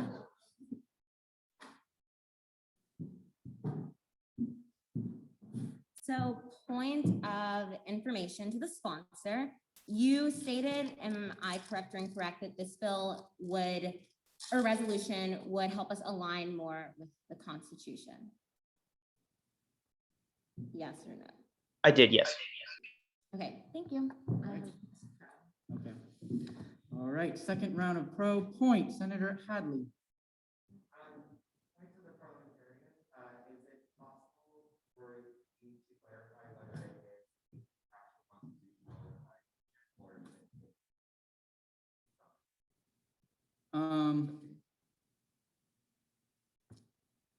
No, let's not hear it. All right, it is up to the Supreme Court to decide on constitutionality. That's why we waited so long for advisory opinion. Unfortunately, we didn't get one, but now it is our decision as a Senate to decide if we think it is unconstitutional or not. You can text or ask for the parliamentary's advice on our rules of procedure. However, it's Constitution, you get my point. All right, 1 minute and 19 seconds in the first round of pro. Senator Hunter. Second round of pro, I said that, yeah. I haven't forgotten about you on Zoom. I will get you. So I just want to say that as we were sworn in today, we were sworn in to like uphold the Constitution, which is what this is doing. So being sworn in, we're sworn in to do our job. And I think this is just asking us to do that. Furthermore, the statement of like, if it ain't broke, don't fix it, I don't think adequately addresses this. It really speaks to the status quo. And we really need to look at the features. And it's not that the whole thing is broke, but it lacks some features. And I think statements like that promote the status quo, which is not what our job is here to do. So yeah, that's it. Thank you, Senator Hunter. There are 44 seconds in the second round of pro. Senator Kowalski. Thank you, Chair. I do support this bill. I think it's important, or not bill, resolution rather. I think it's important for us to be more in line with the Constitution. The word catastrophe has been thrown around a lot. If we truly think that this procedure, which is the correct procedure according to the Constitution, if we truly believe that this procedure is going to lead to that much of a mess, then we should focus on passing this first to put us in line with the Constitution. And then we can focus on revising the Constitution and making an amendment to that later to amend the procedure as a whole. But for the time being, if that's what the Constitution says, I think it's important that we are within our procedure in line with the Constitution. And with that, I yield my time. Sponsor yields 8 seconds to the second round of pro. Senator Randall. I apologize, Senator Randall. All right, 8 seconds left. Nobody in the second round of pro. We will now move into the second round of con. I apologize totally, Senator Randall. We'll get to you eventually. All right, second round of con, 2 minutes. Any senators wishing to speak at this time? Seeing none and understanding that there is a senator wishing to speak in pro, we will move into the third round of pro. Senator Randall. Mr. President, I move to call the question. Okay, never mind. All right. We cannot do that in the third round pro. We have to wait until the third round of con. I thought you can do it after you do the second round of. No, Okay. because I need to give fair time to someone that wishes to speak in con. We can't just move to call the question without allowing other people to speak in con. Okay. So, and I know about this rule because Senator England was the one that wrote it, actually, about the debating. All right, anyways, you're not in the chamber. All right. Third round of pro. Are there any senators wishing to speak at this time? Seeing none, we'll move into the third round of con. Are there any senators wishing to speak at this time in the third round of con? Senator Randall. Move to call the question. Great. All right. Is there a second, Senator Soto? Are there any objections? Senator Lassard? All right, Senator Randall, do you withdraw your motion? No. No, all right. Actually, fine. I withdraw. All right, motion is withdrawn. Senator Lassard wishing to speak in the third round of con. You have 2 minutes. Oh, okay. All right, there's a motion to table resolution 4. Is there a second? There are no seconds, so the motion fails. Oh my God, I'm lost. Okay. Senator Marquez. All right, is there a second? Senator Little? Actually, yeah, we'll go with Little. All right. I'm trying to give equal time to all senators, so, all right.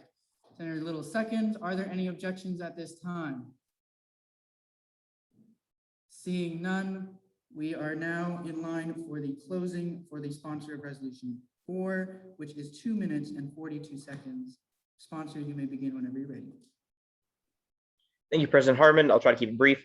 I do want to point out the resolution does specify exactly what happens if someone who is considered the most senior accepts a nomination for leadership. It's a very quick process, something we've done before. I want to clarify again that the mess or catastrophe people referred to with the fall inauguration was not in people who were receiving nominations, taking the chair and then relinquishing it as they received the nomination. The mess was with many senators, including myself, bringing up the point that the student body vice president does not have the constitutional authority to break a tie on the Senate floor. That's where the mess came from. That's what took so long. The other process took maybe 10 minutes. Additionally, if we're going to vote for leadership, we need to be doing this in a way that is completely reflective of how the Senate should operate, which is with autonomy and separation of powers from the other branches. With the argument of if it's not broke, don't fix it. The problem is it's been broken, but no one's taken a look to see why. The only other option aside from having the most senior senator preside at the time of the leadership elections is for someone without the constitutional authority to be granted a power they explicitly do not have to choose the leadership of a different branch of government. Not only is this completely contrary to the spirit of our Constitution, it is completely contrary to the wording of our Constitution. You don't need to be Sandra Day O'Connor to read the couple clauses in our Constitution that specifically say who has the power to vote on the Senate floor and who doesn't. Additionally, I thank everyone who's spoken pro. I hope you can all support this.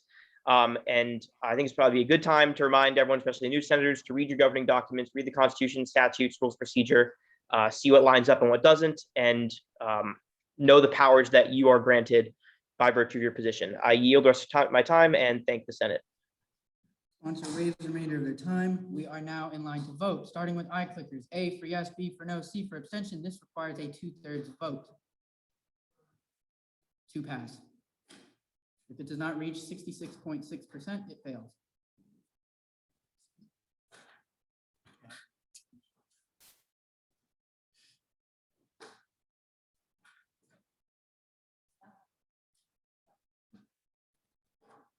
We all voted? I'm missing one vote. A for yes, B for no, C for abstention. All right, whatever. All right, for Zoom, please raise your hand if you are in favor of passing resolution 4.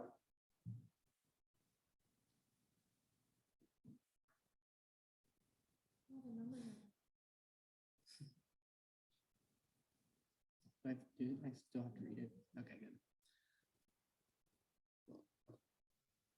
All right, voting will end for the yeses. We'll now move on to the no votes. All opposed to resolution 4, please raise your hand.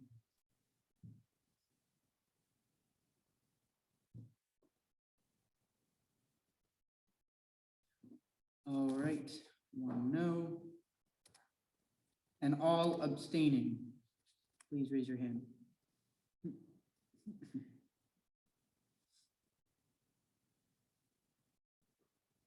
Vote reads 41 yes, 5 no, 2 abstention. Resolution 4 does pass.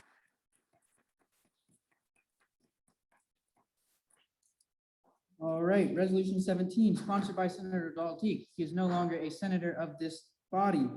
That is an open resolution. Please contact me if you'd like to be the sponsor of Resolution 17. Resolution 18, sponsored by Senator Donald Leak as the primary sponsor. Once again, he is no longer in the Senate. I will assign that to whoever asks me if they'd like to participate on Resolution 18. Congratulations, we have reached the end of the Senate meeting. However, we have some unfinished. Senator Villacorta. Motion to place a resolution on first reading. I sent it to you, the pro temp couple people. All right, Pro Tempore Wang, can you share that on the Zoom?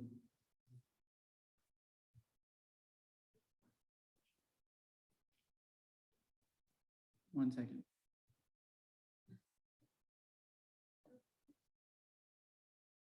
All right, point.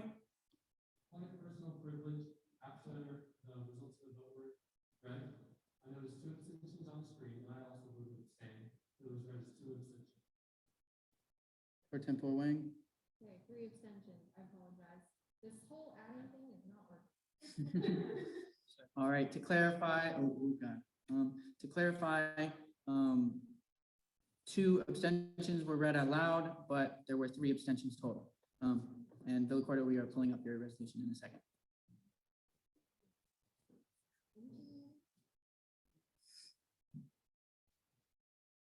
Is this the Mercy? Also, I will take this time to extend the meeting to 12:30. We will not be going that far. That's just so that we don't have to stop in 3 minutes. Is this the correct one, Senator Villacorta? It is. All right, this will be resolution, what number were we on last? Anna? What was our last, or Clerk Connor, what was our last resolution that was submitted?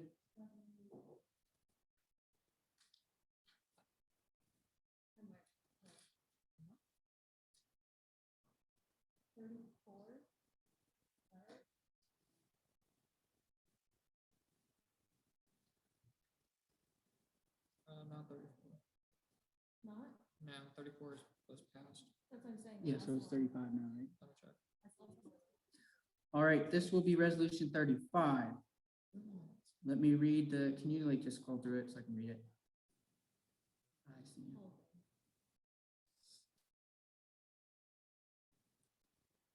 All right, this will be heard on the floor tonight.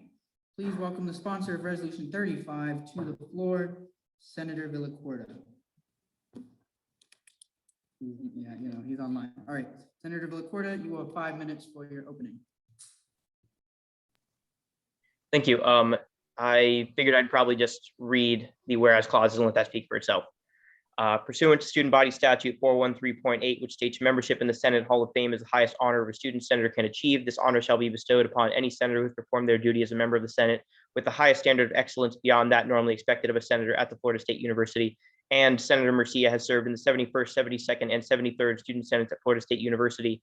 And whereas Senator Murcia served as the chair for the Resource for Travel Allocations Committee, where she fought tirelessly to increase funding to the funding boards that allow so many students to gain meaningful experiences away from campus that aid in their futures. And whereas Senator Murcia undertook the daunting task of reforming finance code to make it more accessible to students and registered student organizations seeking to obtain funding through the Student Government Association. And whereas Senator Murcia has served as a liaison to the Hispanic Latinx Student Union and helped advocate for Hispanic Latinx voices across campus. And if you wouldn't mind scrolling, Pro Tempore Ring. Oh, scroll. There we go. Appreciate you. And whereas Senator Murcia has served as a mentor to many new senators, helping them navigate the difficulties of student government by teaching best practices, humility, and leading by example. And whereas Senator Murcia was a founding member of the Women's Caucus and the Hispanic Latinx Caucus. And whereas Senator Murcia has served on the Internal Affairs and Judiciary Committees and has served as the Vice Chair and Chair of the Sweepings Committee and Chair of the Racial Inclusivity and Justice Ad Hoc, and has shown a passion and professionalism that is second to none, helping thousands of students and university entities improve student life. Therefore, be it resolved by the 73rd Student Senate at the Florida State University that Senator Murcia is nominated to the Senate Hall of Fame. I yield. All right, Senator yields 3 minutes and 28 seconds to his closing. Are there any technical non-debatable questions at this time for the sponsor of Resolution 35? Senator Lassard.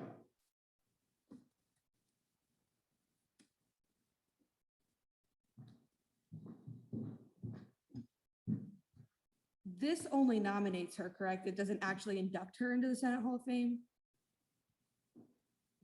Senator Villacorta. Yes, so the way the Senate Hall of Fame works, it used to have a, God, what do we even call it? It was a selection committee.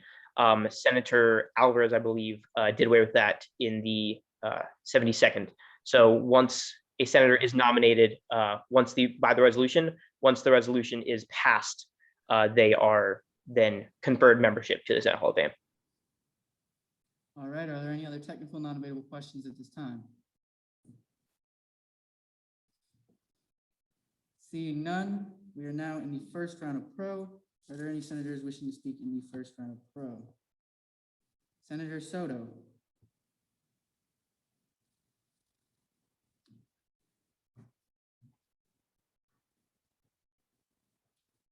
You have 2 minutes. Amazing.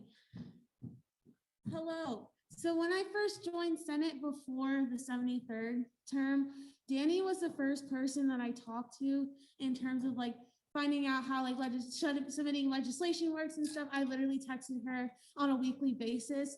And I really think she's very deserving for this nomination. So yeah, I'm in full support of this resolution. Senator yields 1 minute and 37 seconds to the first round of pro. Senator Marquez.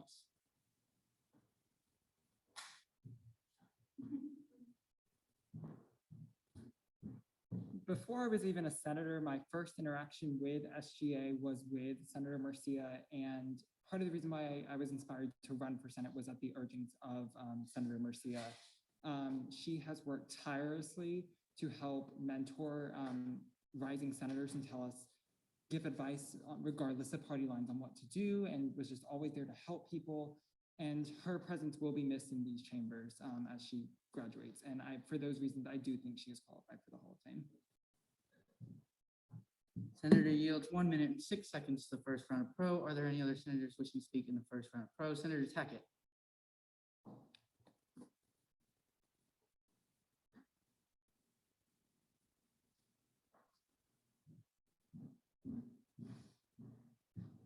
Danny helped me navigate the rough waters at the beginning of my Senate career. I had a lot of ambitious goals, so she really helped give me advice on how to implement them and what to do in the future. And I really appreciate her advice. I also love her dog. I met her dog during the elections, and he is amazing. So thank you so much, Danny, for everything. I appreciate it, and you're well deserving of the Hall of Fame nomination. Sponsor yields 45 seconds to the first round of pro. Senator Hunter.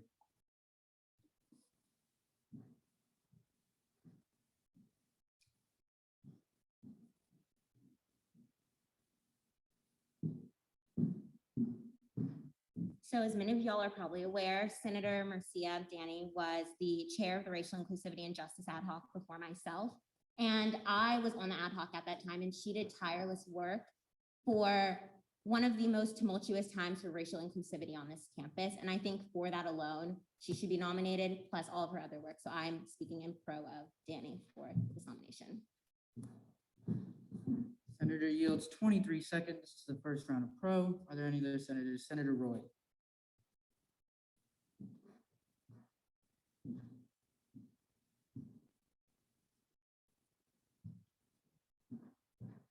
Good evening. It may be hard over a Zoom Senate to quite get names and know who some people are, but when I did come here, she was that person that would introduce herself to everyone. She was a commanding presence that wanted to make sure that people could feel social and could feel welcome.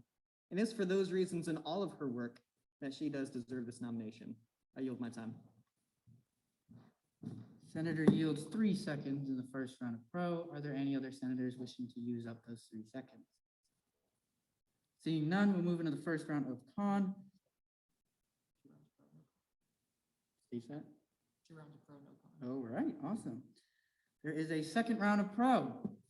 Are there any other senators wishing to speak in the second round of pro? 2 minutes. All right, seeing none, is there a motion? Senator Lassard. Or we don't need a second for that. Are there any objections to passing by unanimous consent? The 2/3 vote is required. Deal with, all right. Senator Lassard moves to call the question instead of unanimous consent. Senator Soto. Senator Soto seconds. Are there any objections? Senator Villacorta. Oh, yeah, you're ready to speak. Okay. Senator Villacorta, sorry, there are no objections. Senator Villacorta, you will have 3 minutes and 28 seconds to your closing. You may begin whenever you're ready. Thank you, President Hartman. Thank you to everyone who spoke in pro. When I first came into Senate in the 71st, like several of you, the first person who talked to me was Danny. It was a very rough time in my life when I came into Senate. I had come off of like a life-threatening illness that had kept me laid up for about 3 months.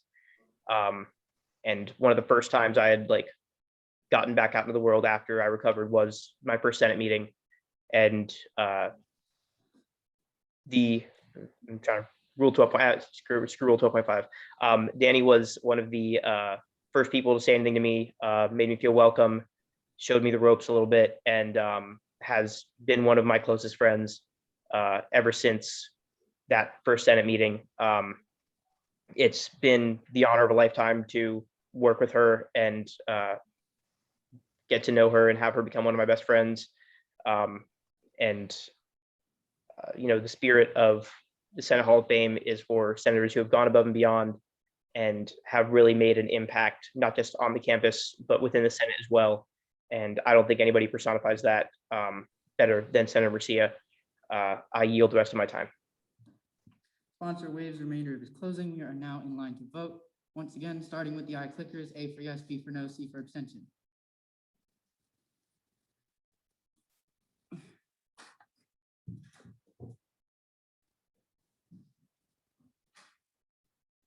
Four more votes.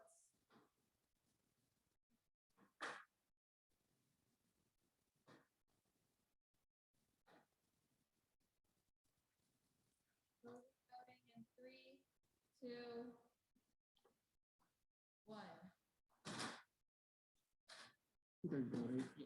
All right. We are now in line to vote on Zoom. If you are in favor of passing Resolution 35, entering Senator Murcia into the Hall of Fame, please raise your hand.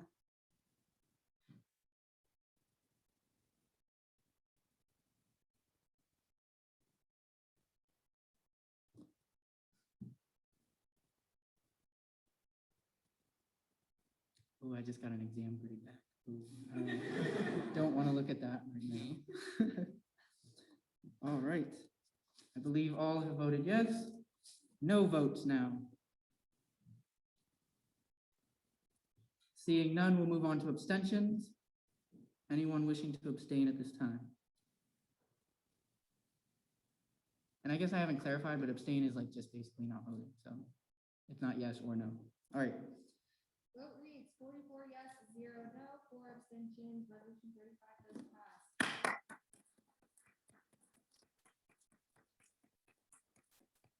Congratulations, Senator Murcia, on your entrance into the Senate Hall of Fame. Little thing about Senator Murcia is she is the last senator besides myself from fall 2018. We have been in Senate together for as long as we've been here, and it's going to be sad to see her go. All right. Congratulations once again. Senator Murcia. I'm not going to turn my camera on because I'm a little blotchy from crying. I love you guys, but I have a resolution to put up on first reading, and this is really funny because it was not planned. So yeah. All right. Senator Murcia is placing a resolution on the floor. This will be Resolution 36. All right, Senator Murcia, you will have 5 minutes for your opening. We will hear this on the floor. You may begin whenever you're ready. All right, guys. So I'm going to be also forwarding Ryan for Senator Villacorta for the Hall of Fame. He's done so much work for the Senate. He knows statutes probably just as good as Jake Alvarez. If you guys don't know who Jake Alvarez is, you guys definitely need to meet him.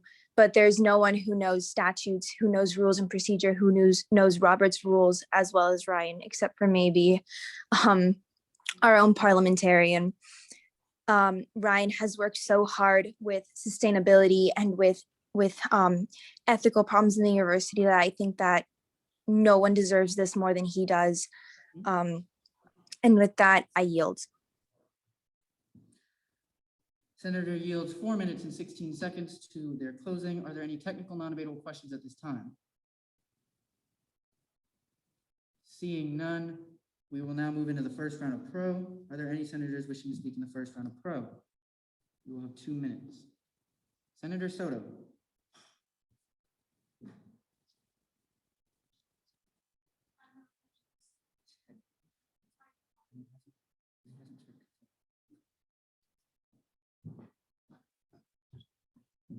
Hello, I'm back. So Senator Villacorta has literally helped me so much with finance code revisions, especially this semester. And I really thank him for all the work that he's done, especially like inside of finance and out. Literally one of the senators that literally I can ask for a helping hand, and he's right there. He's willing to help, even if it takes a couple of hours for him to respond to his messages. So yeah, with that, I'm in full support of this resolution.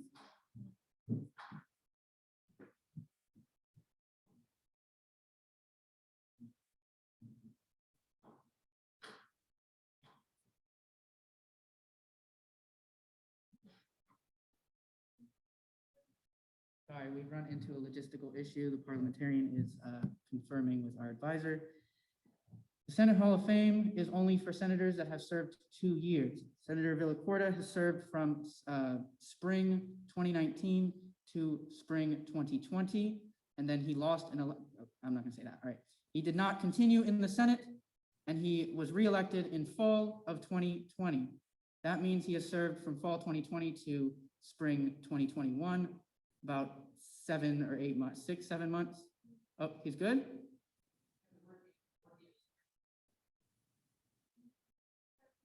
It wasn't 2 terms. So unfortunately, he would be ineligible as it is 1 and roughly 3/4 of a year or half a year or whatever. I can't do the math right now. So unfortunately, he will be ineligible for this. Yeah, Parliamentarian Rowan, where do we go from here? Do we just deny the? All right.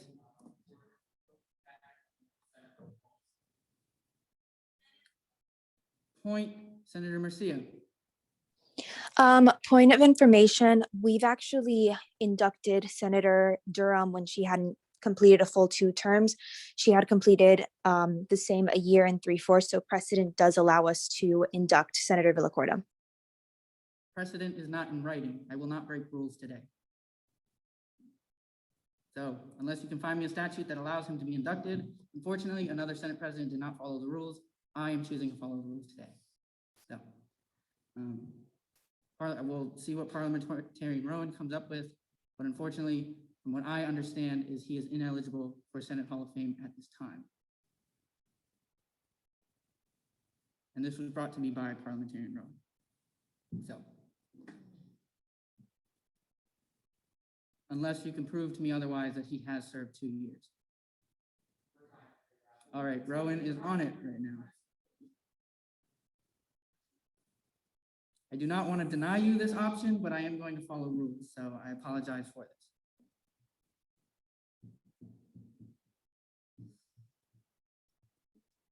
This is like really bad.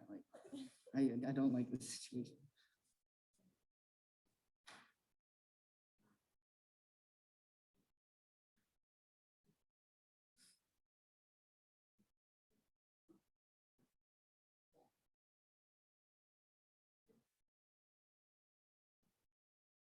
Senator Linsky. I'm going to diffuse the tension by telling a story of the first time I met Senator Villacorta, who inspired me before. This is pro. Okay. Yeah, even before joining Senate. We weren't senators. I was defending him in a charge in front of the Elections Commission, and I didn't really know him. I look into his case, and I felt like he had a very strong one. And what struck me the whole time was how passionate he is for this body, this specific body of government, doing the right thing, of course, public service as well, but specific to SGA Senate. Ryan gave me the bug before I even started here. He showed me what it was to be devoted to this entity, and I'll never forget it personally.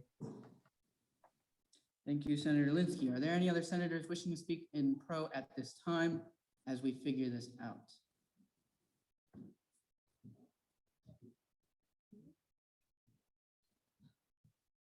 Pro Tempore Wang will chair the meeting at this time. Wait, what, how much time? Right there. All right, there are 48 seconds left in the first round of pro. Is that right? Okay. Is there anyone else wishing to speak in the first round of pro? Chair Senator Rudolph. All right, yes, thank you. So I met Ryan, or sorry, this senator, I know we can't refer to him by names, through Senate and the World Affairs program. And you know, him and I think right now disagree on like a lot of things within SGA, but I will always appreciate someone that will always stand up for what they believe in and for what they think is right, even when I disagree with it. And Ryan, I think, is the perfect person that really exemplifies that time and time again, with always sticking up for what he genuinely and truly believes in. So yeah, with him like leaving and coming back to Senate, there isn't anybody else I think who's more deserving of this position or a place in this Hall of Fame. So with that, I yield. Thank you. All right, the time in the first round of pro has expired. Unfortunately, on the advisement of the Senate parliamentarian, Resolution 36 cannot be passed as the senator is ineligible to be nominated for the Senate Hall of Fame award. So Resolution 36 will be null and void at this point. We will move on to Senator Randall. Move to overrule the decision of the chair. All right. There is a motion to overrule the decision of me. Is there a second? Senator Soto. Are there any objections? Senator Lassard. I object. Where do we go from here? Wait, hold on. I'm sorry. Ask for a motion. Yeah, There was a motion so on- the motion doesn't need to be seconded. He can just, or your. And then we vote on it? appealed. Yes. Okay. All right, we will vote on the motion to appeal the chair. It needs a simple majority to pass. If you appeal me, we break rules, I guess. Go ahead. Yes is to overturn. No is to sustain. To clarify, yes is to overturn my decision. No is to not overturn my decision, and abstain is to, not take a side. All iClickers may vote A for yes, B for no, C for abstention.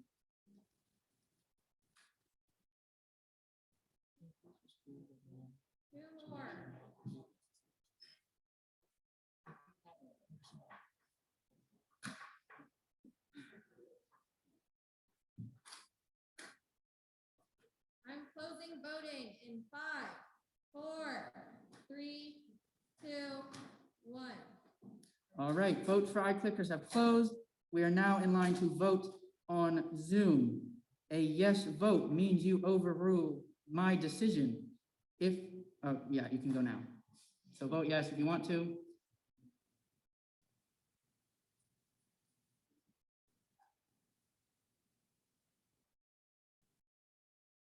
All right, it looks, 12 votes. It looks like vote 13.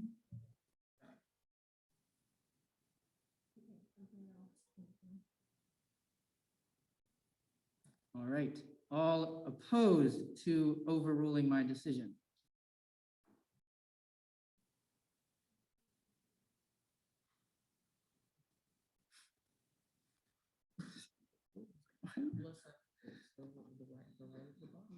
I mean, yeah, true.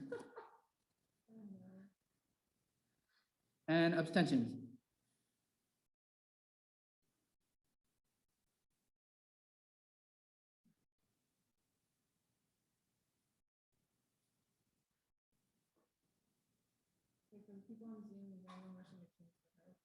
Are there any senators wishing to change their vote at this time on Zoom? Please message Pro Tempore Wang.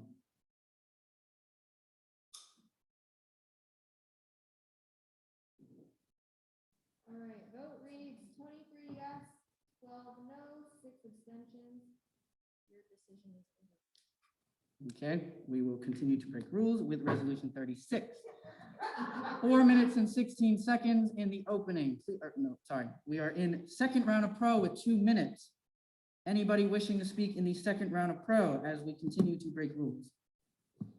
So, anybody wishing to speak at this time? All right, is there a motion? Senator Nasworthy. There is a motion to call the question. Is there a second? Senator Fineout. Are there any objections? Senator Lassard. All right, there is an objection. Senator Nasworthy, do you withdraw your motion? All right.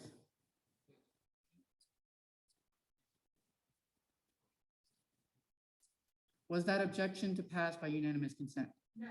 Okay. Two-thirds. All right. We need a 2/3 vote to move on to call the question. So yes is to move on and vote. No is to not vote. And abstain is to abstain. We'll start with the eye clickers. Wait, hang on. Oh, yeah. Well, that's okay. Even if they click it, we're good. Wait, we're voting on the objection. Parliamentarian Rowan, could you please explain what we are doing currently? So I know some older senators are used to have, or especially during the summer of the 72nd and the start of the 73rd, have been used to voting on the objection. That's not the way it's supposed to be done. If the motion is objected to, it's supposed to be the vote on the motion itself. It's also, the less complex way. You're not voting the inverse of how you actually want it to go. So yeah, the question is on calling the question. So yes, would you like to call the question, or no, would you like to continue to debate? This requires a 2/3 vote to pass. Two more people. I'm closing it in 3, 2, 1. All right, voting is closed for eye clickers. We are now in line to vote on Zoom. Yes is to continue to vote on the resolution as is. You may vote yes now if you want to.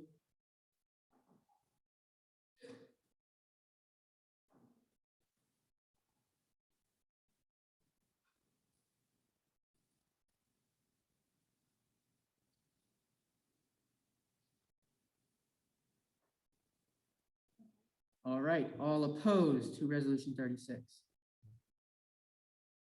Or calling the question on resolution 36?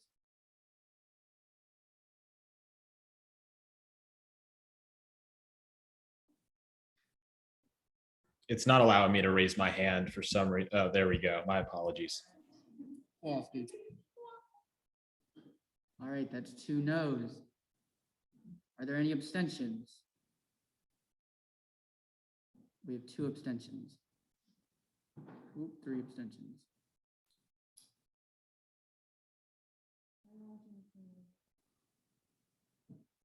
Oh, anybody wishing to change their vote?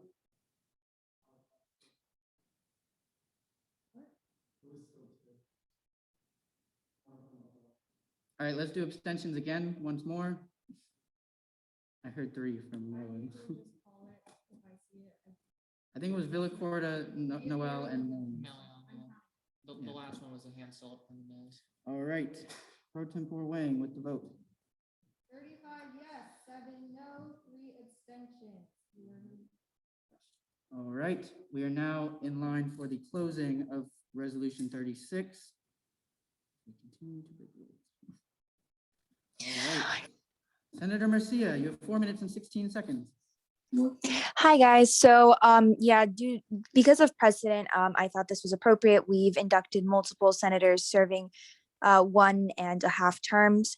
I really believe that no one is more deserving than Senator Villacorta to get inducted into the Hall of Fame. And with that, I really hope that you guys vote yes. Thank you. Sponsor waives the remainder of their time. We are now in line to vote. Yes is to pass resolution 36. No is to not pass it, and abstain is to abstain. This requires a 2/3 vote.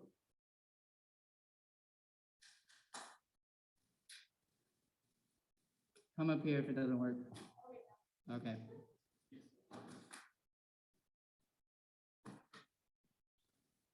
One more person. Closing voting in 3, 2, 1. All right, iClicker voting has ended. We are now in line to vote on Zoom. Yes is to pass Resolution 36.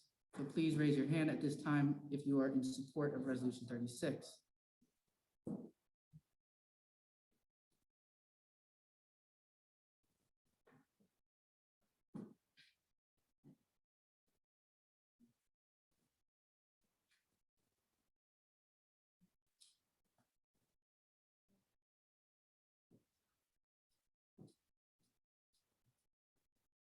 And no votes now?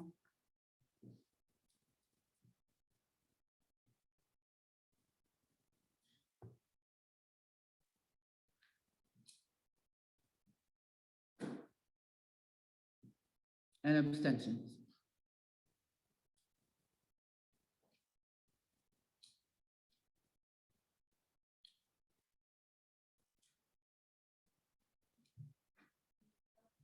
Are there any senators wishing to change their vote at this time?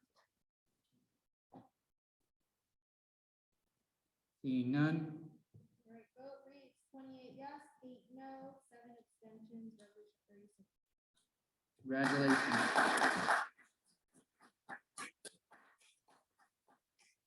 All right, unfinished business. We have none. Statements of dissent. Are there any senators wishing to lodge a statement of dissent at this time? None. New business. We have none. Closing announcements. Are there any senators wishing to make a closing announcement at this time? Senator Murcia. Hi, guys. So thank you guys for nominating me for the Hall of Fame. It's been a wonderful 2.5, why did I say 3? 2.5 terms with you guys. I've learned so much, and to not take up a lot of time, I had a whole speech thought out, but I think I'll just write it in my resignation letter that will be sent out tomorrow. But I just wanted to use this announcement to let everyone know that tonight was my last Senate, and expect my resignation. Thank you guys so much, and I hope you guys have a wonderful, wonderful rest of your 73rd Senate. All right. Any other senators wishing to speak in closing announcements? Senator Soto.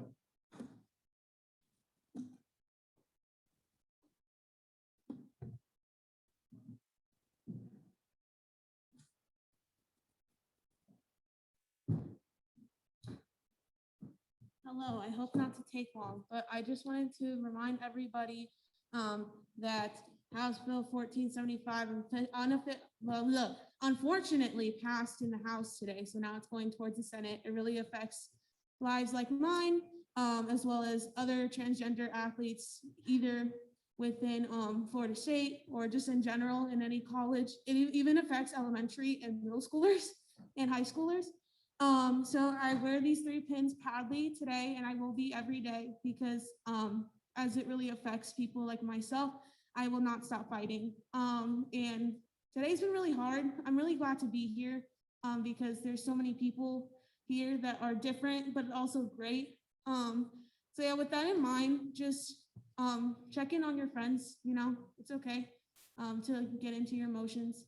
But yeah, with that, I hope you have a great night.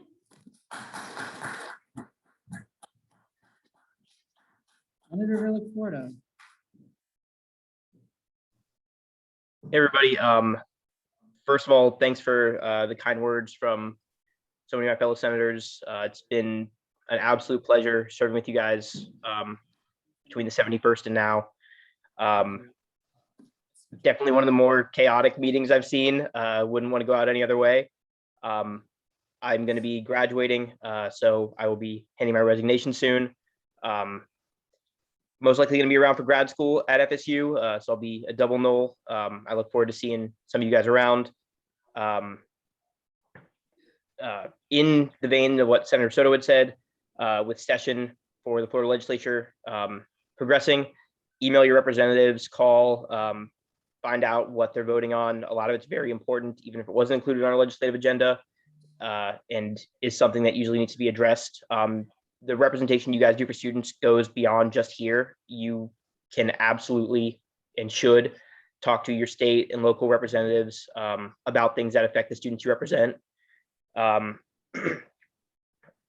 Just for a lot of you new people, just remember that this will be a good experience if you put in a lot of effort, and it's definitely one of those things where you get out what you put into it. So, talk to people, see what they need, ask different departments, students, identity groups around campus, what you can do to help them, and you'll have plenty of work to do. Thanks to everyone for a great 1.75 years, I guess.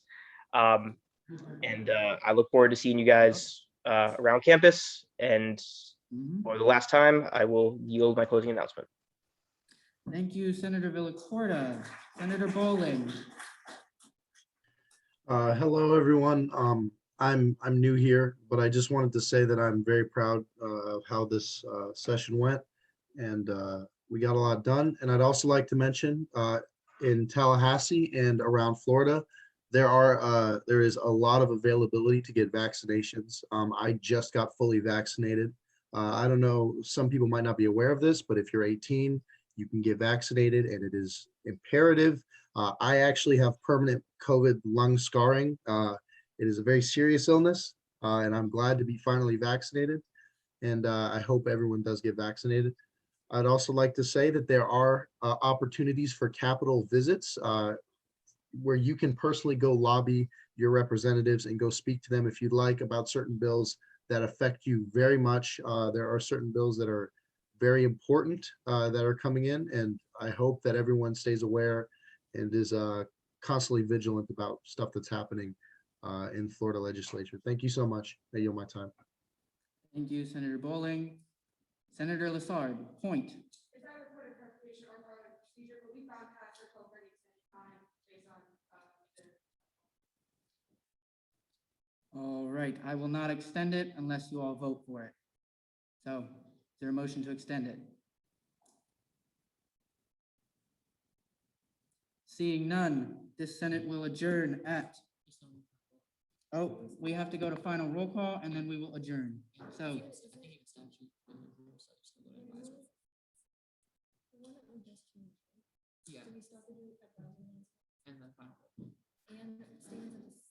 we already passed that.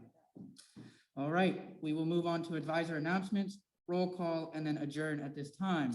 Advisors, do you have any announcements today? April 15th. All right, we are now in final roll call. Pro Tempore Wang.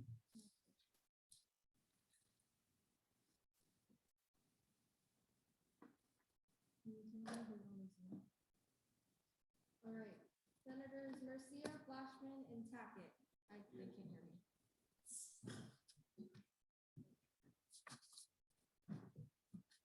Senators Mercia, Flashman, and Tackett.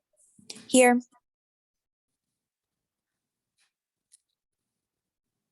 Senators Roy, Villacorta, and Marcus. Here. Senators Myers, Bouchard, and Hunter. No. Senators Garcia, Bentley, and Little.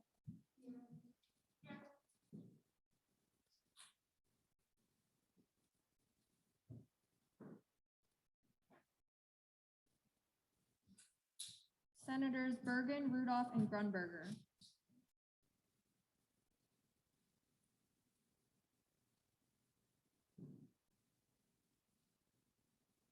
Senators Berger, Dodson, and Rossi.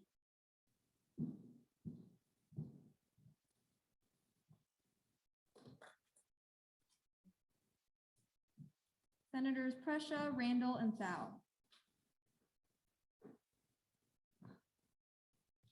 Senators Stoltz, Arrett, and Reeves. Reminder, if you are in person, please stay here. Senators Noel, Nasworthy, and Molina.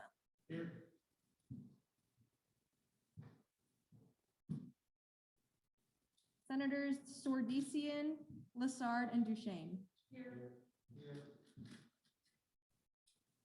Senators Dupierre, Rogers, and Rodriguez.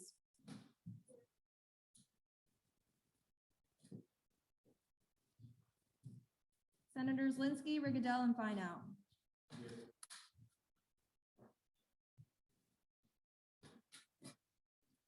Senators Soto, Prieto, and Lewis.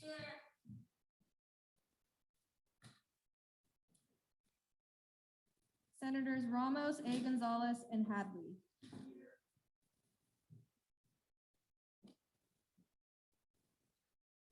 Senators Mariah, Martin, and Naranjo.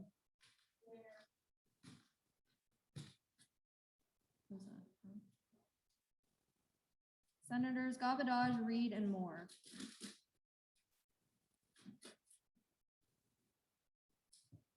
Senators Suarez, Nemeth, and Russell. Senators J. Hitchcock, Melion, and Murray. Senators West, Thorpe, and K. Hitchcock.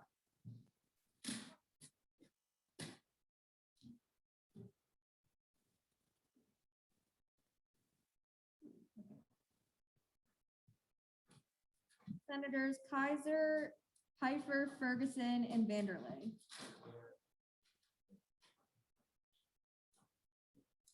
Senators Guillemot, Botel, and Powalski.